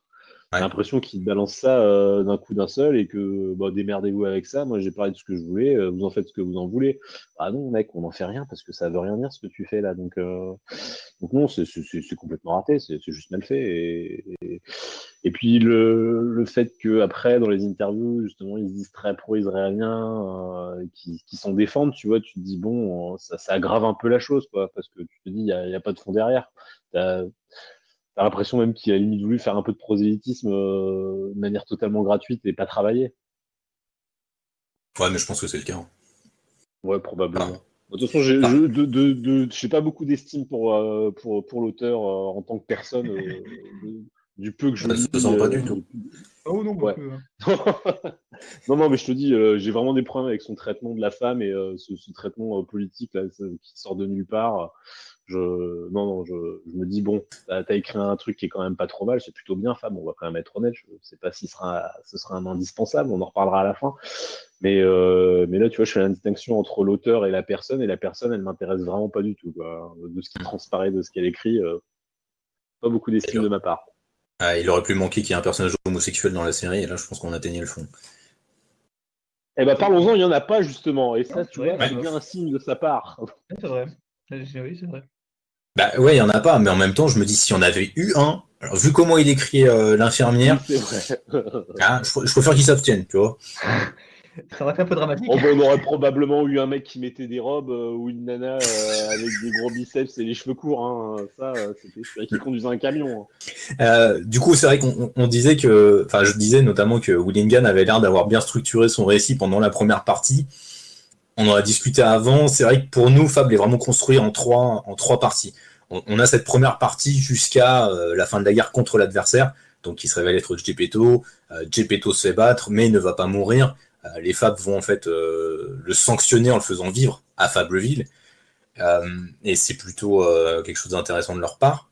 Et ensuite, on a à la fin, Geppetto, quand il perd, il fait une grande menace, comme tous les grands méchants le font, à base de vous allez déclencher l'apocalypse, vous ne savez pas ce que vous avez fait, j'ai protégé les royaumes des fables de menaces dont vous n'avez même pas idée. Et donc, une de ces menaces, parce qu'en fait, il n'y a pas des menaces, il y en a une pauvre menace à la con, qui est donc Mister Dark, et qui concerne justement ce deuxième tronçon. Donc voilà, Mister Dark est une force, comme son nom l'indique, c'est la force négative. Croque-mitaine, c'est ça qu'il dit. Ouais, c'est ça. C'est l'ombre sous le lit, ce qu'il incarne. Ouais, c'est ça. Le mal incarné, quoi. C'est le mal incarné, quoi. Enfin voilà, on va pas tergiverser, c'est le mal incarné. Tout meurt quand on s'approche de lui, sauf les femmes évidemment, parce que sinon ça serait pas drôle. Donc ça, c'est vraiment le deuxième morceau de la série qui dure quand même ça dure 5-6 tomes, je crois. Ouais, c'est quand même assez long. Je pense que c'est pas si long. Hein. Bah si, là, parce qu'en les relisant, je m'en suis bien rendu compte. Hein. T'inquiète pas. En fait, il y a un truc bizarre avec l'arc de Mister Dark, c'est qu'on croit que Mister Dark est vaincu, mais en fait, il n'est pas vaincu. Et donc, en fait, on a un tome de pause et... Enfin, en fait, on a 2 tomes de pause, puisqu'on a ce crossover fabuleux avec Jack of Fables et The Little Rose. Je veux dire, ça, mais pourquoi ils l'ont mis Urban? Ça, c'est un truc, il fallait le virer, parce que c'est mauvais, c'est nul. Il n'y a rien à sauver là-dedans. Mais non. Non, mais c'est ça. L'histoire est nulle, les personnages sont nuls, les dialogues sont nuls, l'intrigue est nulle, il n'y a rien. Tu peux sauter les pages si vous ne l'avez pas lu et que vous êtes quand même dans la partie spoil. Hein. Quand vous voyez The Literals, là, vous sautez, vous zappez, c'est rien, c'est mauvais. D'ailleurs, par curiosité, j'avais voulu lire un peu Jack of Fables, et en fait, c'est ça sur 60 issues. C'est ça tout le temps. C'est horrible. J'étais là, mais non, qu'est-ce que c'est que ça? Donc, je l'ai pas lu. J'ai lu 4 numéros et j'ai abandonné là. Mais je crois que dans sa review, Captain Talbot, qui a donc a chroniqué les intégrales de Fable, justement, quand il est arrivé à ce crossover, était dans sa review. Bon, Captain Talbot est toujours très, très gentil, très mesuré quand il s'agit de Fable. Et du coup, dans sa chronique, il disait quand même un peu en filigrane que c'est quand même un peu de la merde ce crossover. Et ouais, c'est. Ouais, non, faut le reconnaître, quoi. C'est qui adore Fable, j'ai ça dans mon cœur, mais là, il faut. Non, mais ce crossover-là, c'est pas possible. Surtout que le moment où ça intervient, c'est justement au début de la bataille contre Mr. Dark. Il y a Mr. Dark qui est en train de prendre son pouvoir. Les Fab commencent à enquêter sur lui. Et t'as l'autre gros con de Jack qui se ramène et qui fait hey, coucou, on va faire un crossover, les gars. Enfin, dégage. Quoi, alors, en plus, justement, je pense que ça tombe très très mal dans le déroulé narratif parce que on est déjà dans un moment où on vient de finir l'arc avec l'adversaire qui était exceptionnel. Il y a un creux et là il te balance ça. C'est vraiment le pire moment parce que ça te fait tomber le bouquin des mains et derrière pour attaquer tu t'en arrives un peu et tu dis mais en fait je m'en fous des histoires avec Mr. Dark, maintenant ça m'intéresse plus Fable. Ça achève la baisse de niveau. Ah bah c'est ça met un coup de hache sur le truc, quoi. C'est ouais, non, vraiment c'est vraiment pas intéressant. Donc il y a cette première pause là qui intervient et il y a un deuxième moment de pause, donc on croit que Mr. Dark est affaibli, les Fab sont un peu contentes, ça va durer un demi-tome je crois. Et il va revenir en force pour les rattaquer, leur en mettre plein la tête. Donc voilà, mais ça dure 4-5 tomes, je crois, dans les faits, Mr. Dark. Donc c'est pas si long que ça, mais ça paraît quand même long parce que c'est assez mal géré, je trouve. On va revenir dessus juste après. Et donc la troisième partie, elle a pas vraiment de fil rouge en fait. C'est après Mr. Dark, et en fait c'est le moment où Willingham balance plein de pistes dans tous les sens. On l'a dit avec les louveteaux, il y a une prophétie qui se déclenche sur les louveteaux, on s'attend à un truc mais de ouf quoi. Enfin, j'avais l'impression d'être revenu à Lost, tu vois, où les mecs ils te balançaient des mystères et en fait ils en font rien ces connards. Et voilà, il y a plein de pistes, il y a les louveteaux, mais il y a pas mal d'autres trucs aussi avec la Belle et la Bête, leur gamine qui est en fait un monstre qui a les pouvoirs de son père. Donc on se dit ah bah il va en faire quelque chose, non. Les louveteaux ils vont en faire quelque chose, presque non. Il y a plein de trucs comme ça en fait qui sont, et il n'y a pas vraiment de fil rouge, et en fait le seul fil rouge qui va revenir c'est la lutte entre Rose Rouge et Blanche-Neige dont on parlait juste avant, avec la résurrection de Camelot, enfin des trucs qui sortent dont on sait trop où, c'est pas très très intéressant. Bref. Troisième partie, c'est même deux parties en vrai. T'as vraiment la partie comme tu dis où il lance des pistes, et après t'as la partie qui dit ah mais vas-y on fait que ça pendant 3 tomes, et c'était la mauvaise décision quoi. Et c'est la fin. Donc on va revenir sur chacun de ces tronçons. Bon, on est déjà revenu quand même en long, en large et en travers déjà dessus sur beaucoup de morceaux. C'est vrai que le premier tronçon, on l'a déjà dit, c'est le moment le plus intéressant. Je le disais moi, c'est le moment où il développe vraiment son univers et de manière très organique. Il fait intervenir Simba, il fait intervenir des personnages vraiment de différents contes et de différents univers et c'est hyper intéressant. On a toute cette enquête qui est menée sur savoir qui est l'adversaire. On va avoir ces moments de guérilla qui sont lancés. Enfin, on a plein de trucs vraiment très intéressants. On a un chapitre où on découvre le personnage de Cendrillon qui est juste badass de ouf. Elle est trop bien. T'as aussi l'arc avec Mowgli qui est dédié à lui. La partie avec les contes d'Orient où tu as une partie un peu diplomatique. Et comme tu disais, tout vers quelque part en fait. Tu as vraiment tout apporte sa petite brique pour arriver à la fin à la grande bataille finale où tu as eu tout était prêt pour y arriver et c'est ça qui est génial quoi.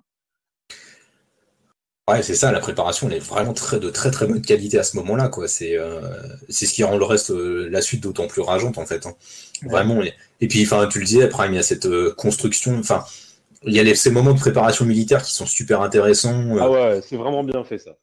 C'est toi qui joues à des jeux de plateau, je pense que ça a dû bien te faire kiffer, ça a dû te faire penser à des moments. Ça m'a vraiment bien fait kiffer, ouais. Bon, ça c'est vraiment très très réussi. De base, je trouve que la série s'en sort très bien pour mélanger le côté très, très, très moderne, très contemporain avec le côté plus magique. Et en effet, je trouve que ça s'incarne particulièrement dans les parties un peu de guerre. Et ils s'entraînent aux armes à feu. Souvent, dans les films, ils disent ah, la magie, c'est plus fort que tout. Alors que là, non, ils ont comme des flingues, ils ont des bombes. Il y a comme les trucs à côté. Ils s'arrangent avec les tapis volants pour balancer des bombes. C'est vraiment réfléchi. L'univers est vraiment mis en action pour tout mélanger. Et ça fonctionne mais incroyablement bien, quoi. Ouais, c'est des moments qui fonctionnent vraiment bien. Tout le moment de la guerre, c'est vraiment un moment que je trouve vraiment de très bonne qualité. Il y a plein d'idées qui surnagent dans tous les sens. Les personnages se révèlent vraiment sous une autre facette. Je disais, Blanche-Neige se révèle comme une vraie tacticienne. Prince Charmant, il devient beaucoup moins con. Enfin, c'est beaucoup plus... on découvre d'autres facettes des personnages. Du coup, c'est vraiment très intéressant. Et c'est un moment qui est vraiment explosif. Il y a vraiment une progression lente mais assurée vers cette guerre, vers cet affrontement contre cet adversaire, vers cette reconquête des royaumes. Et bah voilà, enfin, il y a un vrai problème après sur le deuxième tronçon, donc avec Mister Dark. Et pourtant, je trouve que Mister Dark, en creux, il y a quelque chose de très intéressant à faire derrière. C'est-à-dire que voilà, Gepetto, malgré tout, il masquait des choses que les femmes ne connaissaient pas, parce que Mister Dark, il fait partie d'une force primordiale qui existe depuis des siècles et des siècles, voire même des millénaires. Enfin, c'est le mal absolu, le mal incarné. Donc forcément, il est par définition imbattable. Et ça enclenche une autre facette de la série avec cette fois on voit plus les magiciennes de la série. Je pense, ouais, je pense à Totem Kinder, je pense à Ozma. Il y a encore des concepts de guerre qui vont se mettre en place avec elle pour justement tenter de lutter parce qu'elle voit qu'il y a quelque chose qui est en train de se mettre en place après la victoire contre Gepetto, qu'il y a une force qui est en train de surnager. Bam, arrive ce crossover à la con et après on repart sur Mister Dark. Donc c'est vraiment très très con. Putain, ce crossover, c'est vraiment de la daube. Non mais narrativement. Ça arrive vraiment au moment où je faudrait que la série remonte parce que la guerre, c'est tellement un climax énorme. Et puis là, ça remonte pas en fait. Bah non, ça remonte pas. Et en fait, le problème, c'est que Mister Dark, thématiquement, c'est hyper intéressant. Narrativement, c'est complètement flingué. Il y a ce problème que en fait, il est censé être un ennemi surpuissant. Un ennemi omnipotent qui va... En gros, c'est le mal absolu, donc dès que tu essaies de t'approcher de lui, en fait, il a une influence néfaste sur toi. On le voit avec Big B qui réagit complètement différemment, qui devient de plus en plus agressif. La Bête aussi.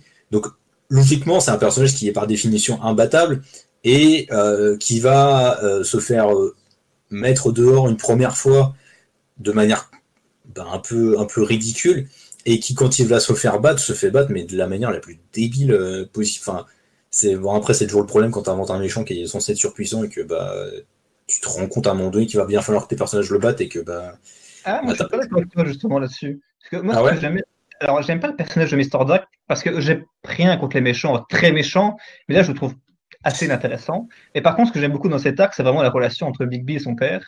Et le fait que justement, l'affrontement s'arrête par la décision du père qui décide un peu de se racheter. Et vraiment, je trouve tout le travail sur le père et au final de lui qui disait qu'il est changeant et qui n'en avait rien à foutre de son fils, puis d'un coup qui commence à l'aimer, je trouve que le fait que ça s'arrête vraiment, que le père fonctionne pour moi. Alors, visiblement, pour toi, ça n'a pas marché, mais pour moi, j'aime bien la fin contre Mister Dark, grâce à toute la relation que le père qui a été travaillé et le personnage du père en général, quoi. Moi, le personnage du père, je l'aime pas, donc j'ai un gros problème en fait avec le personnage du père. Je l'aime pas non plus, mais je le trouve intéressant dans sa dynamique avec Big B en fait. Bah ouais, mais tu vois, je la trouve même pas intéressante finalement cette. Tu vois, en fait, je trouve intéressant tout ce qui est construit derrière, découvrir que c'est le fils. Enfin, ça ajoute une dimension supplémentaire en fait au personnage, ça contribue à actualiser un peu les personnages des contes. Mais je sais pas, il y a un truc qui me dérange, je trouve que c'est vraiment le plot twist un peu fastoche avec du coup le père qui essaie de se racheter à la fin. Enfin, c'est vraiment le genre de truc, moi. C'est peut-être mon côté un peu cynique, hein, mais ça me. C'est pas quelque chose qui me plaît. En fait, j'aurais vraiment préféré voir à la limite un sacrifice des sorcières, tu vois. Et vraiment un sacrifice total des sorcières pour pouvoir le vaincre, en fait, ça m'aurait. Et que la magie soit détruite, tu vois, qu'il y a un autre truc, enfin, quelque chose de plus absolu, en fait, dans sa conséquence derrière. C'est ça qui me dérange avec Mister Dark, en fait. Je trouve que c'est trop facile, en fait, pour laisser la série continuer comme si de rien n'avait été auparavant. Ça me fait trop facilement penser à ce qu'on reproche aux events Marvel ou DC Comics, que les trucs vont se finir de manière à ce que le statu quo précédent soit rétabli. Et là, c'est exactement ça pour moi. Donc, Après, moi aussi, je m'attendais, et je pense que j'aurais aimé une résolution avec un sacrifice ou une grosse baston de fou avec les sorcières. Et peut-être que justement, c'était tellement attendu qu'il a voulu prendre une autre direction. Moi, je suis un peu du même avis que Pierre. Ça m'a pas trop dérangé. J'ai bien aimé la relation qu'il y avait entre Bisbee et son père. Ça m'a pas dérangé. Mais oui, je comprends le côté. Il y a une petite déception quand tu te dis ah bah au final c'est pas les sorcières qui l'ont mis la branlée de sa vie et puis c'est une résolution. J'allais dire à la ta gueule c'est magique, mais dans Fab ça marche pas. La main. Ta gueule c'est le daron. Ouais, ta gueule, c'est le pouvoir de la famille, le pouvoir de l'amour familial. Oui, bah tu vois, c'est un peu ça au final. Comme on ne peut pas faire des plots à la ta gueule, c'est magique, et si on a le ta gueule, c'est la famille. Ouais, c'est le point Vin Diesel. C'est ça. Mais ouais, c'est un peu, enfin, voilà, je trouve que c'est un peu dommage parce que voilà, thématiquement, il y a plein de trucs et il y a des nouveaux points de l'univers qui sont abordés à ce moment-là qui, moi, m'intéressent beaucoup. Enfin, j'aime bien le conseil avec Totenkinder, avec Ozma. J'adore Ozma, Tous moi. ces... Ouais, C'est- Ozma, je l'aime beaucoup. Mais Totenkinder aussi, je l'aime bien. Je trouve Elle, vraiment- Ouais, elle m'a vraiment carrément. intéressante, et toujours Biggie aussi, puisque c'était un peu la sorcière puissante, mais elle se montrait pas ambitieuse ou quoi. Là, c'est vraiment le moment où on se demande un peu si elle est gentille ou pas, qu'est-ce qu'elle veut. Ouais, Donc, elle fait un peu flipper quand même, hein. ah oui, clairement, hein. Non, Quand non. tu là, Ouais, elle fait un peu flipper, ouais, c'est vrai. C'est vrai. ouais, c'est bien fait ça. C'est agréable parce qu'elle est très ambiguë. Qu'elle en a sous le pied et Ouais, non, ouais, c'est vrai, t'as raison. Ouais, non, il est bien ce personnage aussi. J'aime beaucoup, ouais. Et je Ouais, non, pense mais... que j'aime. Je pense que c'est un des rares trucs que j'aime bien dans cet arc au final. Dans l'arc de Mister Dark, c'est vraiment les sorcières. Là, Ouais, quand vous en avez clairement. reparlé, je me suis dit, ah, ça c'était vraiment cool. Ouais, C'était clairement. bien réussi. Tu vois, tout n'est pas acheté. Parce que moi, je suis du style à dire, je le redirai tout à l'heure, mais arrêtez-vous après l'arc de l'adversaire. Et je me dis, ouais, Mister Dark, quand même, il y a encore deux, trois trucs pas mal.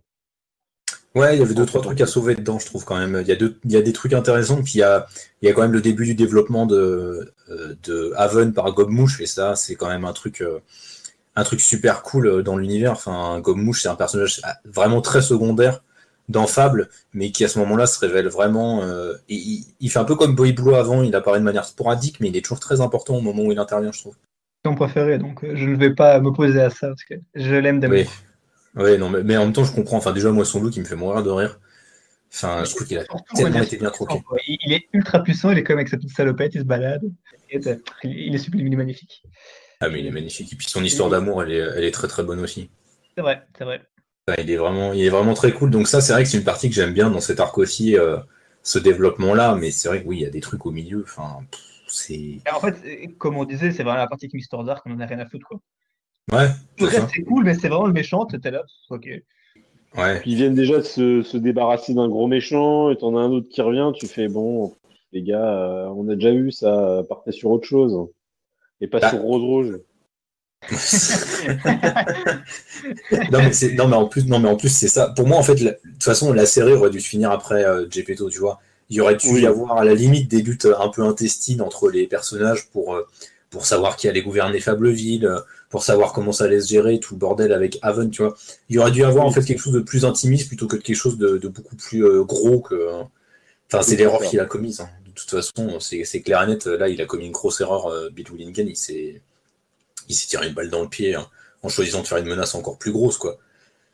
Enfin, surtout qu'avec la menace que balance Gepetto quand il est amené à Fableville, tu t'attends à ce qu'il y ait vraiment beaucoup de trucs qui arrivent en même temps, tu vois, qu'il y a plein de forces démoniaques qui surviennent sur les fables.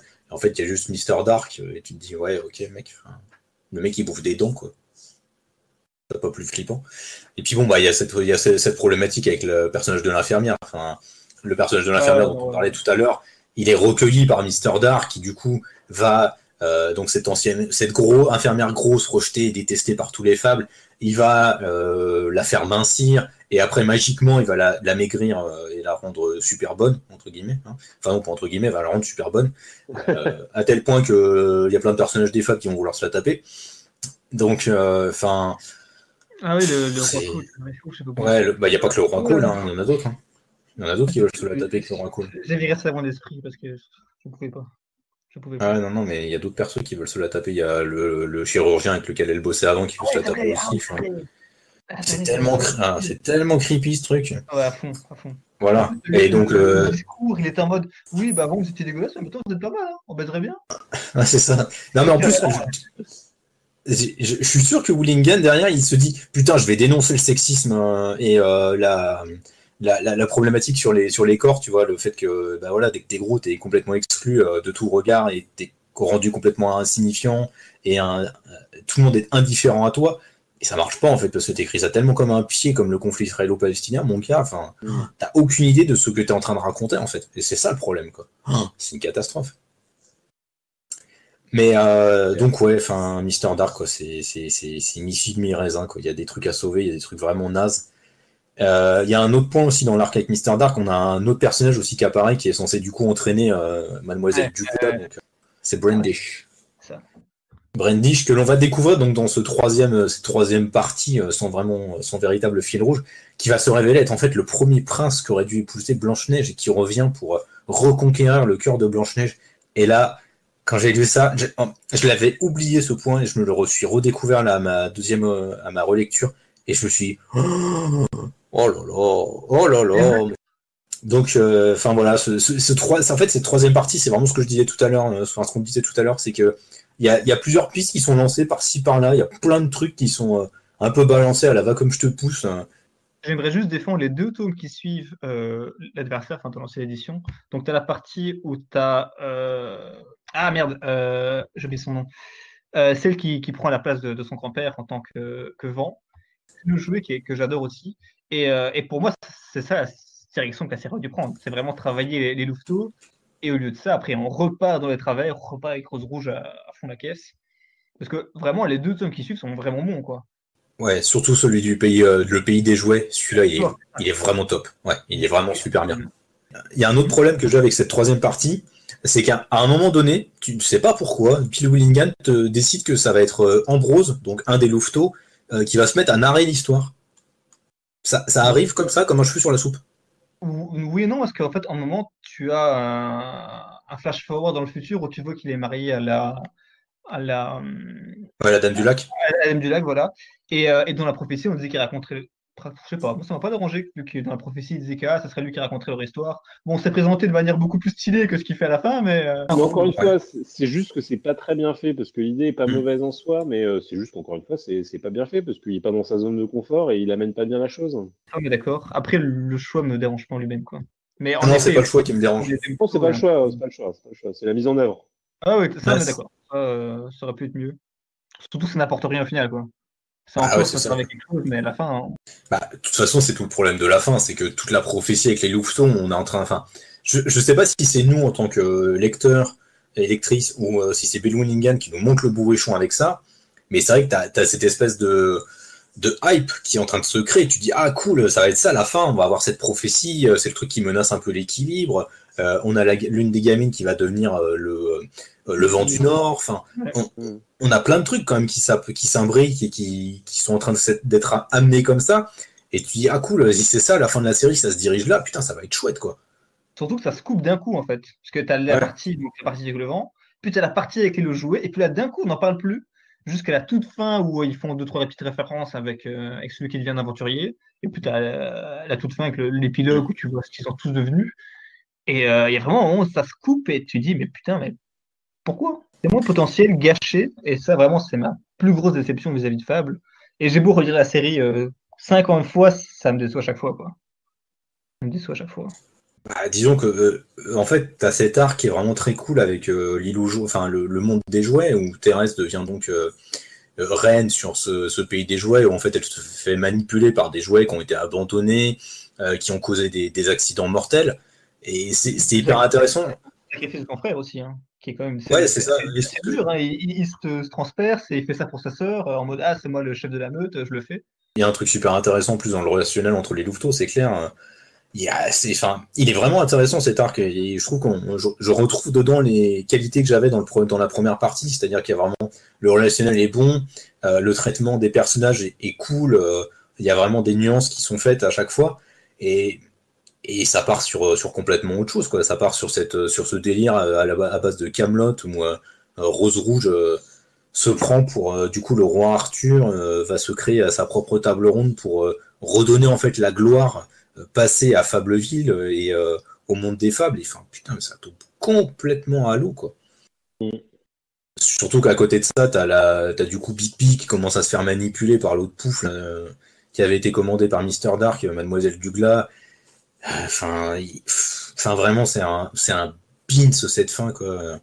Et après, du coup, Rose Rouge récupère le pouvoir pour manipuler Big P, et puis du coup, pour faire chier sa frangine, et t'es là en mode putain, mais sérieusement.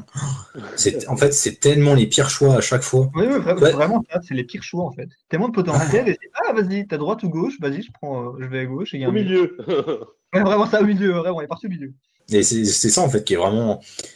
Qui pour moi est super décevant, et tu vois, la fin, typiquement, où t'as Rose qui a l'impression, oh tiens, j'étais une grosse conne, si on arrêtait la guerre, en fait, on n'a pas besoin de se foutre sur la gueule, je me suis monté le bourrichon toute seule comme une couillonne. En fait, t'as juste l'impression que c'est Billy Willingham qui s'est monté le bourrichon tout seul comme un crétin et qui savait pas comment régler son histoire. Et enfin, à la fin, c'est juste. Tu penses qu'il va y avoir une grosse baston entre Blanche et Rose Rouge, et en fait, non. Rose Rouge va parler à Blanche et il dit bah non, on va aller chacune de notre côté, et puis ce sera très bien comme ça. Et t'es là en mode mais pourquoi? Enfin, je comprends en fait ce qu'il a voulu faire comme finalité derrière, c'est-à-dire que la guerre n'est jamais une solution et qu'à un moment donné, il faut trouver une solution pour vivre en paix, quoi. Mais Je suis tout à fait d'accord. C'est dur de pas l'être, on va dire. Hein. Je suis même étonné quand je vois dans mes followers ou sur Instagram des gens qui parlent de ça parce que il y a quand même des lecteurs qui ont l'air d'apprécier cette fin et ce dernier arc. Alors, tu vois, bon, sur Mister Dark, qu'on puisse apprécier, qu'on puisse encore aimer, qu'on puisse encore s'accrocher au titre, là, je comprends. Alors oui, non, mais c'est vrai que la fin, le dernier arc, là, je comprends pas comment on peut apprécier, on peut pas se dire, oh là là, non, mais là, il y a vraiment une baisse de qualité et pas dire, oui, c'est un petit ventre mou, c'est un peu moins bien. Non, non, pour moi, c'est vraiment raté. En fait, le C'est problème, vraiment l'archétype du titre qui aurait dû s'arrêter, mais bien avant et qui a été poussé trop loin. c'est que Fab, Et c'est une série qui fait beaucoup de choses en même temps. Donc, il y avait l'intrigue principale, puis ça se permettait d'aller à droite ou à gauche pour explorer d'autres trucs. Et le dernier acte, il n'y a plus ça, en fait. Il n'y a plus que l'intrigue. Donc, il n'y a plus rien qui vient sauver un petit peu les derniers tours, parce qu'il n'y a plus que l'intrigue qui est nulle à chier. Et puis, tu as la fin qui, comme tu dis, on comprend ce qu'il veut faire. Voilà, la guerre, ça ne sert à rien, ni rien.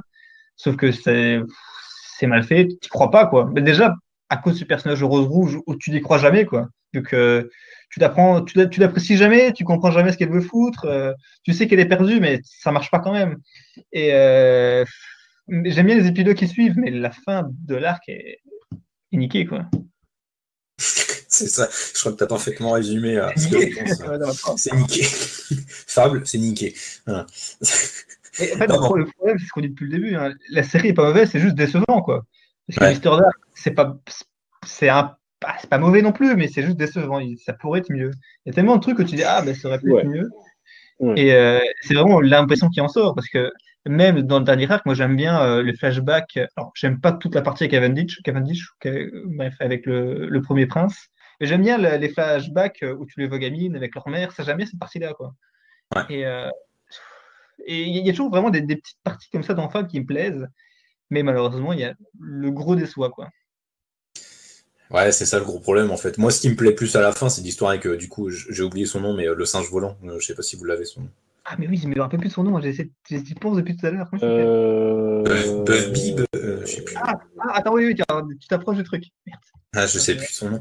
Mais enfin, son histoire, elle est super cool. Enfin, du coup, il va dans le monde de Dose parce qu'il grimpe aux branches de l'arbre qui était à l'intérieur du bâtiment principal de Fableville et du coup, il tombe dans un nouveau monde et en fait, on a toute l'histoire de sa vie et puis de la Lilliputienne qui le suit, qui est amoureuse de lui. Et c'est génial, quoi. En fait, ça aurait dû être ça, en fait, la fin de ta série, Bill Willingham, ça aurait dû être ça. Buffkin. Merci. Buffkin. Avec cette partie avec le singe, c'est que on y va à fond, quoi. Genre, il y a un moment, en fait, tout le monde, les gens l'oublient. C'était pareil avec l'infirmière. C'est un personnage que les autres personnages ont oublié. Et après, sauf que lui, il vit une aventure tout seul, sauf que l'aventure fonctionne, quoi. C'est ça. On y revient une fois de temps en temps, et à chaque fois, ça marche, quoi. Déjà parce que c'est pas ultra poussif. T'as la relation qui marche bien avec les Lilliputiennes, et le fait que ça revienne une fois de temps en temps comme ça, et ça marche bien, quoi. Ouais, parce que c'est plus discret. Ouais, c'est ça. C'est moins casse-partie, c'est plus discret, tu vois. Et pour le coup, Buffkin et son traitement, ça me faisait penser aux souris dans Suprême d'Alan Moore, qui reviennent souvent, qui qui font des aventures, tu les vois tout le temps dans des coins. Et c'est pour ça que ça marche pour Buffkin, c'est plus discret.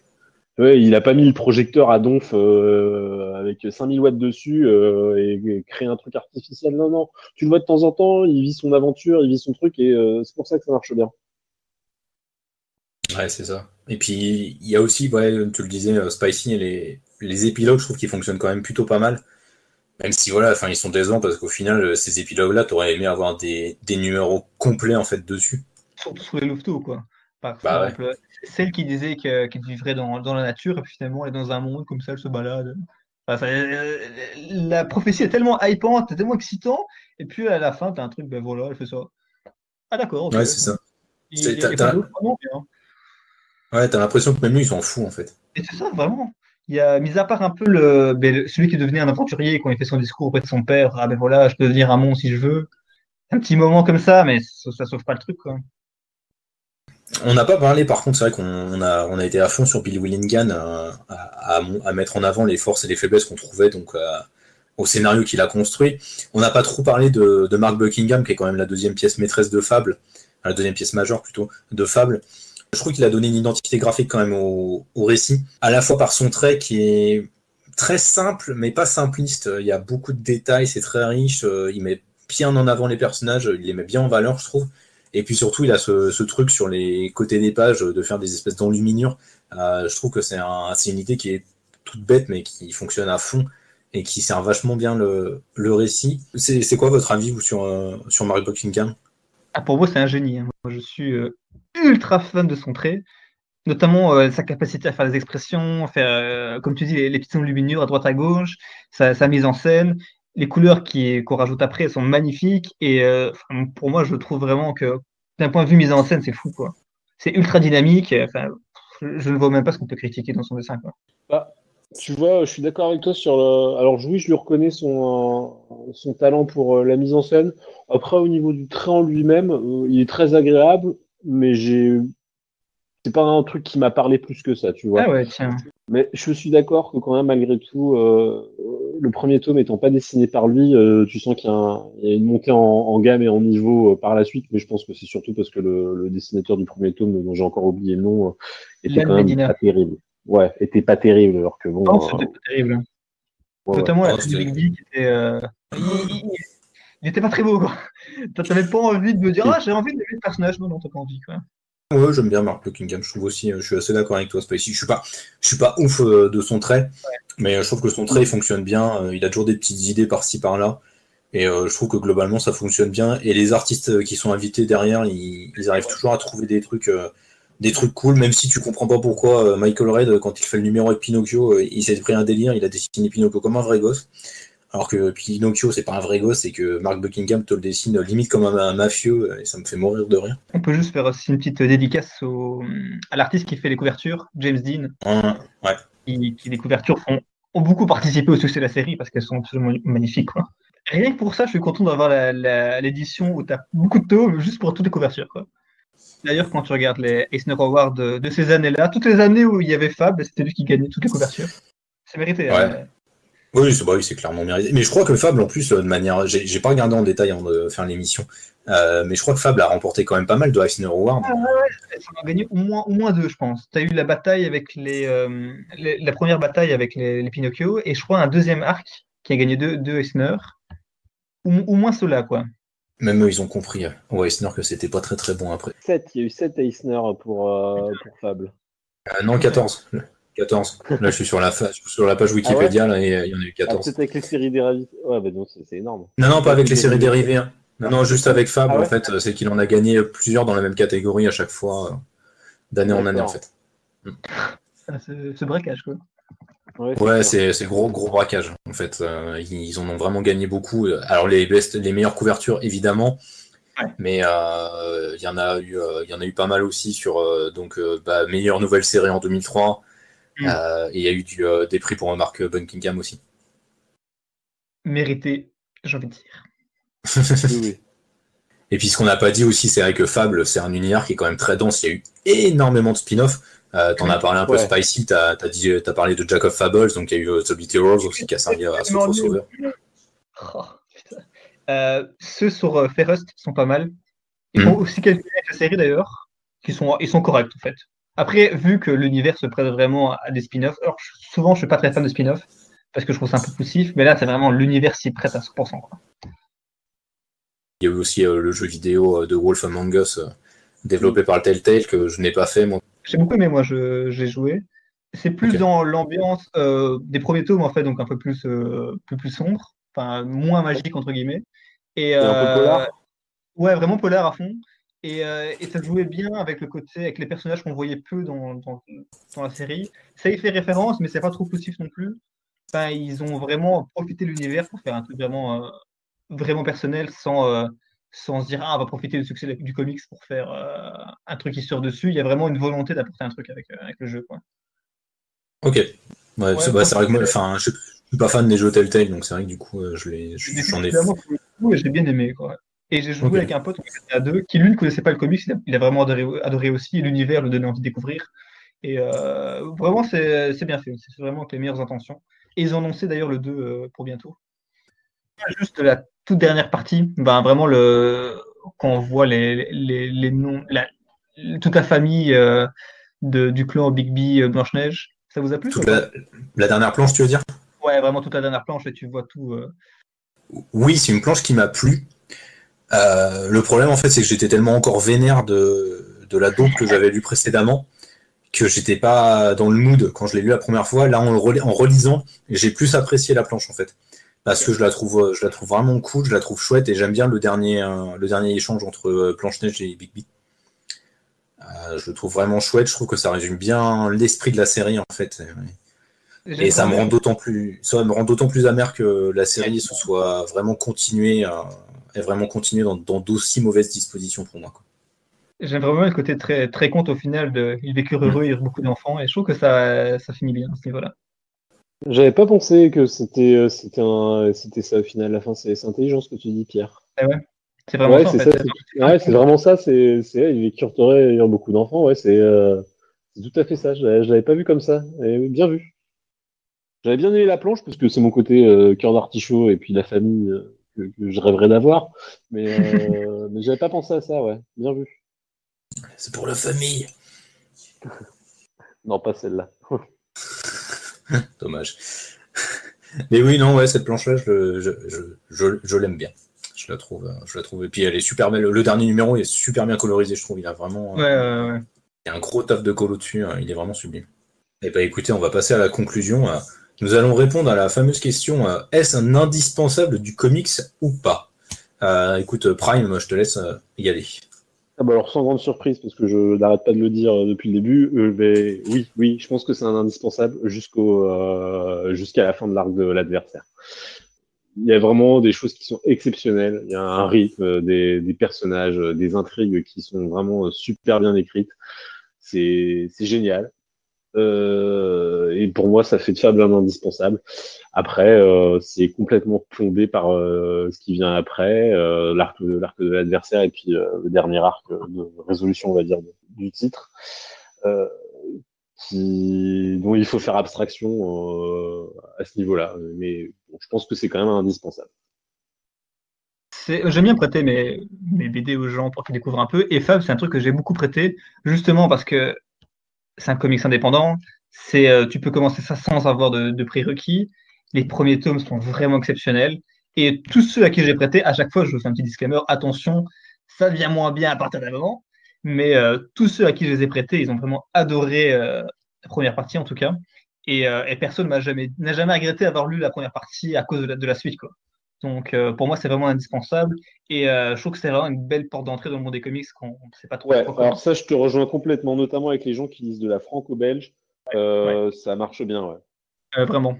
Donc, c'est vraiment un truc que j'ai vraiment prêté à beaucoup de gens qui sont un peu récalcitrants. En mode, ah, mais non, mais je sais pas, moi, j'y connais rien. Bah, vas-y, essaye. Et personne m'a jamais dit, ah non, c'était de la merde. Donc, tout le monde a vraiment aimé. Et voilà, pour moi, c'est vraiment un grand coup de cœur. Et malgré ses défauts, je l'aime beaucoup. Voilà. Alors, c'est compliqué parce que au global, pour moi, de toute façon, c'est pas un indispensable. Pour moi, la série Fable, dans sa globalité, n'est pas un indispensable. Elle l'est dans ses premiers tomes jusqu'à ce que l'adversaire tombe. Vraiment, pas pour tout ce qu'on a dit précédemment. Enfin, c'est une série qui est très bien rythmée pour tout ce que vous avez dit, vous. C'est très bien rythmé, l'univers est super intéressant, ça se développe super bien, les personnages sont cool, même s'il y en a certains qui sont nuls à chier, n'est-ce pas, Rose Rouge. Donc, c'est hyper intéressant à ce moment-là, vraiment. On est sur de la grande série, quoi. Enfin, vraiment, c'est pas du bullshit. Le titre les lauriers qui sont mis sur ce titre sont vraiment pas démérités. Mais toute la suite, quoi. Enfin, j'ai beau aimer certains trucs, c'est tellement flingué narrativement, en fait, dans tous les sens que pour moi, je parle vraiment au global, hein, c'est pas un indispensable. Enfin, je peux pas considérer Fable comme étant un indispensable si je parle vraiment de la globalité.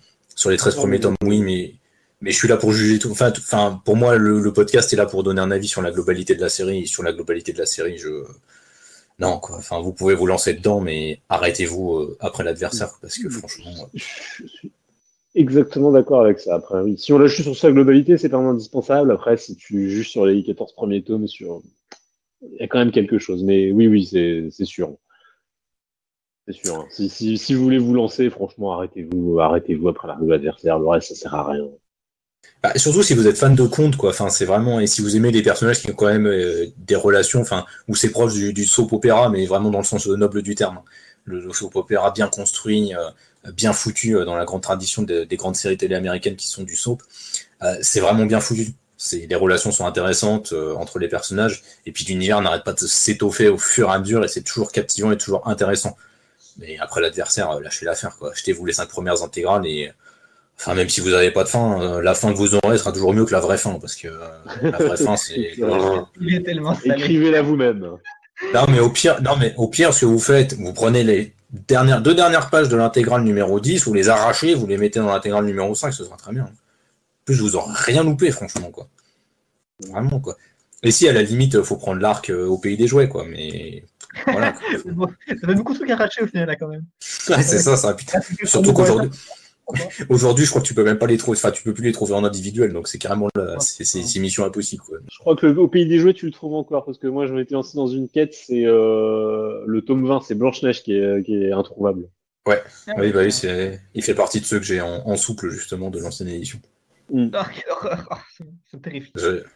On en a 2 des comme ça. Oh là là, quelle horreur, mon Dieu. Merci Excalibur Comics qui avait tout gardé. Moi, chez Robin, les numéros sont petits, donc on peut pas spécialement faire gaffe. Des petits numéros, donc ça passe, entre guillemets. Donc voilà, c'était le numéro de Indispensable consacré à Fable. Je pense qu'on a vraiment débroussaillé en long, en large, en travers. On a quand même été salé au global sur le titre, même si à la fin on dit ouais, non, mais les 13 premiers tomes c'est bien. Mais on a quand même été. On n'a pas assez dit que c'était bien au tout début, dans la partie de spoil. On était salé au début, parce qu'au final, ce qui ressort de Fable, c'est comme de la déception. Ah ouais. Il aurait fallu le dire un peu plus au début, c'est quand même bien. Ne fouillez pas tout de suite. Mais, bon, après, on a quand même dit qu'il y avait des passages qui étaient très bien avec Argo. Ouais, mais bon, on aurait peut-être un peu plus sympa au début quand même. Mais bon. Oh, c'est pas grave. C'est pas grave. Les gens nous connaissent, ils savent qu'on est comme ça. Ils savent qu'on est des gros casse-couilles, hein, surtout Prime. C'est vrai. J'allais dire surtout toi, moi. C'est marrant, tiens. C'est dingue. C'est le chef, il faut pas le dire. Je suis le chef, tais-toi. Non, mais oui, je suis. Je devrais m'appeler Comics Casse-Couille et pas Comics Grincheux. Ça collerait plus à ma personnalité. Bref, écoutez, messieurs, merci d'avoir été présents pour cet épisode. Ça a été un vrai plaisir d'échanger avec vous sur Fable. Mais de même, merci à toi et merci à toi aussi, Pierre. Oui, merci à tous. Et puis, écoutez, merci à vous d'avoir écouté cet épisode. Évidemment, si vous découvrez le podcast, on vous rappelle qu'on est présent donc sur toutes les plateformes de podcast possibles et imaginables, Spotify, Deezer, Google Podcast, iTunes. Donc, n'hésitez pas à vous abonner à notre flux. Tous les podcasts de lescomics.fr sont présents sur un seul et même flux, beaucoup plus pratique pour vous. Et puis, bien, si vous débarquez sur cet épisode via notre chaîne YouTube, pareil, n'hésitez pas à vous abonner à notre chaîne YouTube. On sort des vidéos fréquemment, des conseils lecture, cette émission indispensable. On sort pas mal de choses assez régulièrement. On est lescomics.fr. C'était Indispensable, l'émission qui revient sur le meilleur des comics ou pas. Bonne soirée, bonne journée, peu importe l'heure à laquelle vous écoutiez. Salut à tous. Ciao.